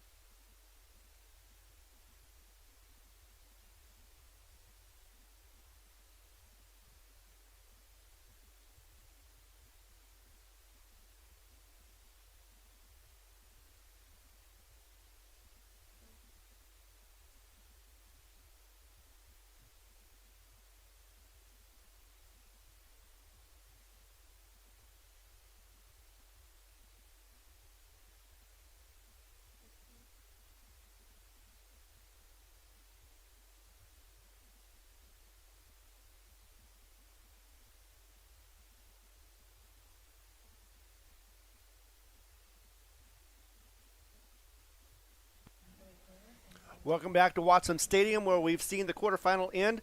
Unfortunately for the Hobbs Eagles, it also ends their season as well. 35-31 was the final, with the Hawks winning in the last-minute drive. To tell you all about it with the stats, here is Ty Friend. Yeah, pretty exciting game, Ron. Game was tied at 14 apiece in the first half at halftime, and of course the game got started. A couple scores for the Eagles. Hector Armendariz, who was a surprise starter, not a surprise, but he's definitely a great player, but he got the starting role as a tailback, got a 4-yard run for a touchdown at the 7-0 start, 48 seconds left in the first quarter. Hobbs also added a Baeza's touchdown. He didn't play in the first quarter, came in the second at the 9:38 mark and got the 3-yard run to put it 14-0. But then two scores, or actually one score after that for Gonzalez, a rush for Volcano Vista for 1 yard, made it 14-7. Then a 14-14 game as another score for Volcano Vista in the second quarter, a 28-yard pass from Bell to Crespin at the 2:16 mark. Hobbs decided to kind of keep it on the ground there to finish up the second quarter, and we're not able to put any more points on the scoreboard. See, we were tied at 14. After that, it was the Hobbs Eagles coming back to regain the lead to a Caden Trevino pass from Argot at 17 yards to make it 21-14. Volcano Vista turns the tables, gets a 3-yard run for Gonzalez for his second touchdown, and we were tied at 21 there in the third quarter. Evan Ortega picking up a 25-yard throw, catch coming off a throw from Argot, 28-21 in the third, and then a 1-yard run for Bell, the quarterback of Volcano Vista, tied it up at 28. The Hobbs Eagles got a field goal from Javier Chacon, making it a 3-point lead at that time, 34-31, and then finally the last touchdown score as they get a long pass, 18 yards from Bell, hooking up with Tristan Cordova for the go-ahead and the 35-31 victory, a 4-point lead. So Hobbs did give up the fumble to end the ball game on their last possession. They had it with about 19 seconds remaining, and unfortunately after a 9-yard run from Argot, got hit hard near the ground, and the ball came out. So That was it for the Eagles. 3 fumbles in this game, couple of turnovers on downs, interception for the Volcano Vista Hawks. So unfortunate ending to the playoffs and the quarterfinals. Eagles were ahead with that field goal, 24-yarder by Chacon, and Volcano Vista, as we knew, can move the football down the field, and they did do just that. Yeah, and especially when they got such great start from the kickoff, or the kickoff, that they were able to make a short field of it, were able to get in. Unfortunately, like we had feared they would do, and they made it look easy. And they did give Hobbs a little bit of time, but they weren't able to make the most of it. Lost the ball and lost the game as well. But you know what? You can applaud the Hobbs Eagles for this season. They went 9-1. They didn't go any further, but they did do well. And I think this is just a building block. I know there's a lot of seniors that are going to be on this team that are going to be leaving, and Coach Stevens has always been pretty good about making some young kids play well. I think next season is going to be very good. But right now, we're looking at the fact that 9-1, lost the quarterfinals. They played their hearts out, especially Argot. He was running almost every single play, and when he didn't, he was trying to throw down the field. Looked great, but in the end, Hobbs Eagles end up not getting the victory. Let's look at the numbers in this game. First for Volcano Vista, in terms of their rushing game to start, leading rusher was Pascal Bell, the quarterback, 16 carries for 70 yards. He did have a 24-yarder in the first half, and his long in the second half was 16. Did score a 1-yard touchdown run in the second half as well. He was by far the leader in rushes with 70 yards total. Also getting on the board, too, with the numbers, Elijah Gonzalez. He had 6 carries for 15 yards, a couple of touchdowns for 1 and 3 yards in this ball game. While on the coach's side, had 2 carries for 5, and Aiden Cardiel, 3 carries for 9 yards. So 4 different rushers in this ball game for Volcano Vista. 27 carries for 99 yards, unofficially just shy of the 100 mark for the Hawks. In the passing game, they threw for 233 yards. Tristan Cordova caught 3 for 34, including the game winner for 18 yards for the score. He also had an 11-yarder in the second half. Also on the board, Isaiah Crespin with 2 catches for 31, including a 27-yard touchdown snag in the first half. Number 81, who did go out with an injury in the second half, that was Tyler Stewart. He finished with 2 catches for 58 yards, both double digits, 25 and 33. But the man of the hour for Volcano Vista was the running back who came out of the backfield catching a bunch of screen passes, then continue on with the run. Elijah Gonzalez, 10 catches, 110 yards. And he only had 36 at the half. He got the majority of the rest after that, about 74 yards in the second half with double-digit catches of 11, 18, and 25. As he definitely was the big man there in the second half of action. So they had 4 different receivers with receptions. They were 17 of 28 for 233 yards, a total of 332 in offense for this Volcano Vista team. Big difference, though, Ron, was the penalties. They only had 2 for 10 total in this game. Had 1 interception, also had a turnover on downs and a punt in the contest as well, and a total, it looks like 11 first downs in this ball game. But Volcano Vista was one of those bend-don't-break type of teams. Hobbs Eagles up 14-0 early, down 24-21 late, still came back and scored to get the win, and hard-fought battle in a cold situation here in Hobbs and a big road trip all the way up from Albuquerque. It is, and Volcano Vista has got a buzzsaw coming up next because they're going to be facing Cleveland once again. Last time they faced Cleveland, they didn't do very well in running. They had only 80 yards rushing. They had 316 yards reception, and they ended up getting that lost, 56-21. It was on the road. It was in Cleveland, and they're probably going to be playing Cleveland at Cleveland again. But, well, of course, that'll be for Volcano Vista to deal with. Yeah, and, of course, Cleveland wasn't undefeated this season. That's one thing you can say, too. So, they'll have some work cut out for them, even though they have to they play a lower-seeded team. Let's look at the Hobbs Eagle numbers here in this game. The Eagles, if you can believe this, Ron, 368 yards of rushing in this contest. I mean, they've been pretty balanced this season, the pass and the run, but this game, they decided to keep it on the ground, and a lot of it was going to Armendariz in the first half. He definitely was moving hard. He had 51 yards and a touchdown for 4, 15 and a 10-yarder as well. Only finished the game at 13 for 59, but that's when Baeza came back in, and he played much of the game after the second quarter, too. Right. So a lot different look in the second half especially, but good start for Armendariz, so 59 yards in this one. I'm going to blame the weather on that one because, like we said, when the weather gets cold, the ball gets hard, and it's really hard to catch. I think that's the reason why we had such few catches on this game. But you definitely want to run the ball more when it's this cold weather, and you never know what the ball is going to do with the elements the way they are. Boy, talk about some big numbers in this game. Omar Argot, 25 carries, 198 yards, just shy of 200. Only had 39 at the half, 159 in the second half on the ground. Big time for him. He was breaking tackles, moving ahead. First half of 14, 15-yarders. Second half, 35, 20, 10, 14, 12. I mean, a lot of double-digit running there. And he wasn't going down easy, using his blockers around the end. And several times, Coach Stevens elected to have him run it more than once in a row. I mean, going around the ends. But using that blocker really helping him on that. But just shy of 200 yards. You got to give credit to that offensive line for getting those open looks, too. Absolutely. Plus the extra time he had in the pocket. I mean, it was good for the Hobbs Eagles as far as the offense. They look great as far as the rushing. They've never had this much good luck or good times with the rushing, but this time, Argot was breaking those lines, getting into the secondary, and making it look fairly easy, really. And despite not being played in the first quarter for whatever reason, Diego Baeza came into the game in the second quarter, 37-yard run to start it off, then a 3-yard touchdown run. Had 46 yards at the half and finished 11th with 85 total. 17 rush in the second half, his double-digit run there. But, again, 85 yards for him, pretty decent night after not playing the first quarter. Then, other than that, you had Caden Trevino, 5 carries for 22 yards, had a 17-yarder for his long in the first half. Last but not least, Jeremiah Jaquez, he finished 2 for 4 in the ball game. So Hobbs with 5 different ball carriers in the first half. Hobbs, again, 60 carries, 368 yards, their best numbers of the season. And, Coach, you mentioned this in the pregame show, Ron, with the cold weather, sometimes you got to adjust a little bit. And in this game, wasn't even, pass and run. We had to go to the run game. Right.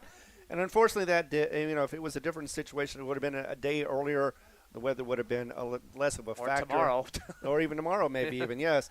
And in any case, we played it tonight. We had the weather we had. And unfortunately, the passing game was kind of limited a little bit, and that limited the Hobbs Eagles as far as what they could do on the field. Let's talk about the passing game next. As you mentioned, the leader in terms of yards for Hobbs, Caden Trevino, 3 catches for 31 yards, 12 yards in the first half, 17-yard catch for a touchdown in the second half with 1 score in the air for Caden Trevino, the senior. Jeremiah Hawkins had 2 for 30, had a 20-yarder in the first half, a 10-yarder in the second half. Pulling one down for Hobbs, Saul Armendariz, he had 1 for 10. And last but not least for the Eagles, Evan Ortega with a 25-yard touchdown snag as well. So 4 receivers for the Eagles, but just 7 of 18 in the passing game. So those numbers definitely not where they usually are. They finished up with 96 yards in the air, shy of the 100 mark.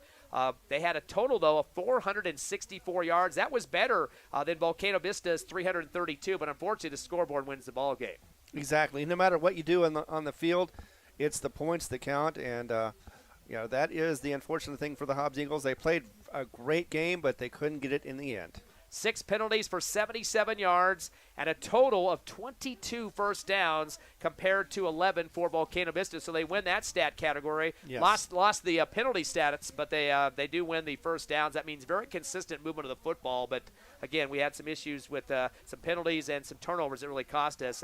3 turnovers, 2 turnovers on downs as well for the Eagles. So with the loss, 9-2 on the season, and that will improve 10 wins now for Volcano Vista. They move on to the semis. You mentioned Cleveland will be their next opponent, who was a mercy rule win tonight with their win over Los Lunas, and they'll, I believe, host that in Cleveland or Rio Rancho next week. Right. Looking at the seniors for the Hobbs Eagles, there's a whole dose of them. C.J. Romero from the defense, Isaac Flanagan playing some cornerback as well, Nathan Cerceris, another strong corner for the Hobbs Eagles starter. Isaiah Jackson seen a lot of time this season at the corner position, losing a lot of secondary defenders. Ethan Van Landingham, of course, went out with the collarbone injury last week, a very stellar part of this team, and a big blow to lose him right before this playoff game with that big catch against Carlsbad. So our hope to get him recovered as quickly as possible. Evan Ortega, who caught a touchdown pass tonight, the wide receiver, he's a senior. Caden Trevino, do we have to say more about that kid? No. Yeah, we do, yes. Caden Trevino, stellar season as a senior to leave this squad, but he, unfortunately, with all those numbers that he had this season, in terms of pass receptions especially, I'm just trying to grab his numbers here real quick. He had 1,019 yards in receptions this year coming to this game, add what he had tonight, averaging 19 yards a catch and 12 touchdowns, add another one tonight for 13 to lead the team as a receiver. He's definitely a potential next round college player. If you could find one here at the Hobbs Eagles, he's definitely one of those guys. Omar Argot, another guy that hooked up with him quite a bit this season from the passing game, the quarterback, throwing for over 2,300 yards this season. Definitely a sore guy to be losing for next year. Diego Baeza, big-time running back for the Hobbs Eagles, came into this game at 839 and in the 900 mark tonight with his runs. He's definitely going to be a guy I've real miss. Not the tallest guy on the field, but he's got the power, the spark for him.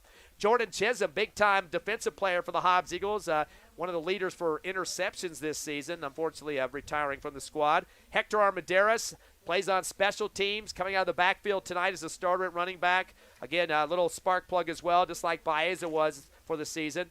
He's a senior. James Moore, the linebacker, definitely got some size, 6 foot, 200 pounds. Kenyon Singleton, leading tackler on the team, is a senior. Definitely going to be a guy that can go on to the next level.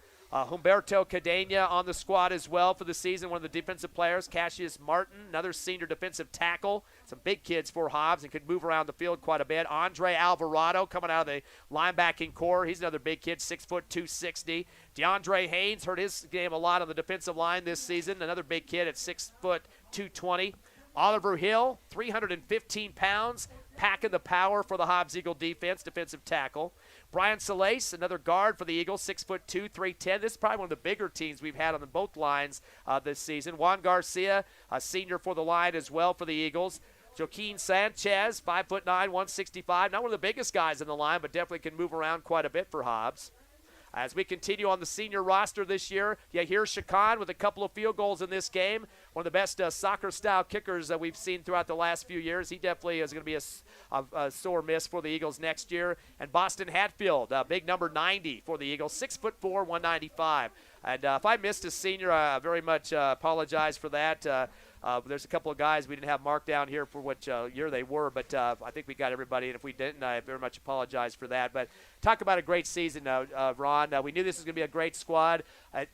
Talking to Coach Stevens before the season, he felt this was the first year that he's had kids in the program for a few years to learn the system. Right. He came from Eunice, a smaller school, state championship caliber coach, and comes up here almost getting his ticket to the semifinals of this next week, but unfortunately just that one touchdown away from that, and a great finish here in a very cold Watson Stadium tonight. Yeah, you got the weather, you got the penalties, unfortunately, the turnovers.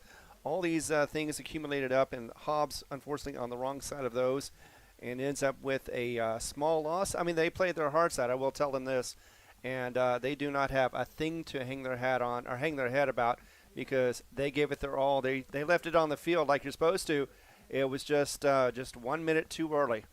35-31 the final as Volcano Vista gets the win here on the road for the quarterfinals of the 6A. Next week they will play at Cleveland.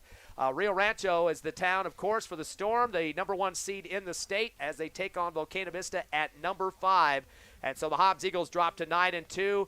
Of course, they were the only team in the top 4 seeds that was not a district champ but still had a chance to move on. Do you have any scores for us, Ron? Last-minute score update. Levington has taken the lead 29-23 with a conversion, a 2-point conversion after a touchdown, a rushing touchdown. Not sure how much time is left with that, but could be one of those that Levington is going to advance in the playoffs. Yes, they are the number 4 seed as well from their division, the 4A. Of course, they were the state champs last year. They're playing on 94.1 right now, the radio station. Also HobbsAmerica.com and on the YouTube Lovington Sports channel there. You can check that out for the last few seconds of that game. Tomorrow, Eunice and Jal from Eunice. Again, that's a big playoff game, semifinals. Both Lee County teams that will be in Eunice. Jal is the number 1 seed, but the history of those two in the playoffs will put it at Eunice tomorrow. That can be on the YouTube station as well for the Eunice Cardinals or Jal. Get me either place, the YouTube sports channel for Hobbs or Eunice or Jal. Also on the radio, KPZA, and a couple other stations as well for those broadcasts that you can check that out. So lots of different places to check out the Eunice Jal game. But been an exciting season. And Ron, next Friday night, we got some hoops action. Yes. Eagles at home at Tasker Arena to take on Permian. They love to start with the Mojo squad, it seems like, every year. It's going to be at home this time, a chance to watch it. We'll have the game around 6:45 pregame show. You ready for some basketball? Absolutely am. I love it. They go up and down the court really fast, almost as fast as the Hobbs Eagle football team. And just so you know, the Jal Eunice team, it's going to be the kickoff at 1 o'clock in the afternoon. Okay, lots of different places to check that out. We'd like to give our final shout-out to our sponsors this season of Hobbs Eagle football. Again, that's why this is free throughout the state. A lot of teams, even the Albuquerque schools, did not have broadcast on the internet this year for any team. That's internet, I'm talking with video, etc. So we're one of the only ones in the state of New Mexico that brings that to you week after week. And, boy, exciting stuff, again, for basketball coming up. But thanks to our sponsors for football this year, IPS, Lasco Construction, Outlaw Grill, RMS Foods, LaBelle Insurance, Hobbs Rental, Eunice Pump and Supply, Thriftway Grocery, Albertsons Market, New Mexico Junior College, Lee County State Bank, Forest Tire, and Devon Energy. Final score once again from Watson Stadium. It's Volcano Vista 35, your Hobbs Eagles 31 as the Hawks go on into the playoffs for the semifinals. And we got a final, Ron? Yes, final 29-23. Lemonade is going to advance over Portales, and they're going to be continuing on into the playoffs. Semifinals for the Wildcats. Until basketball on Friday night, thanks to Tiffany Stuber, Ron Gunner, myself, Ty Friend. Thanks for tuning in to Hobbs Eagle football this season on Colt 95.7, HobbsAmerica.com, and YouTube. Of course, on the Hobbs Sports Channel. And again, happy Veterans Day to all you vets out there.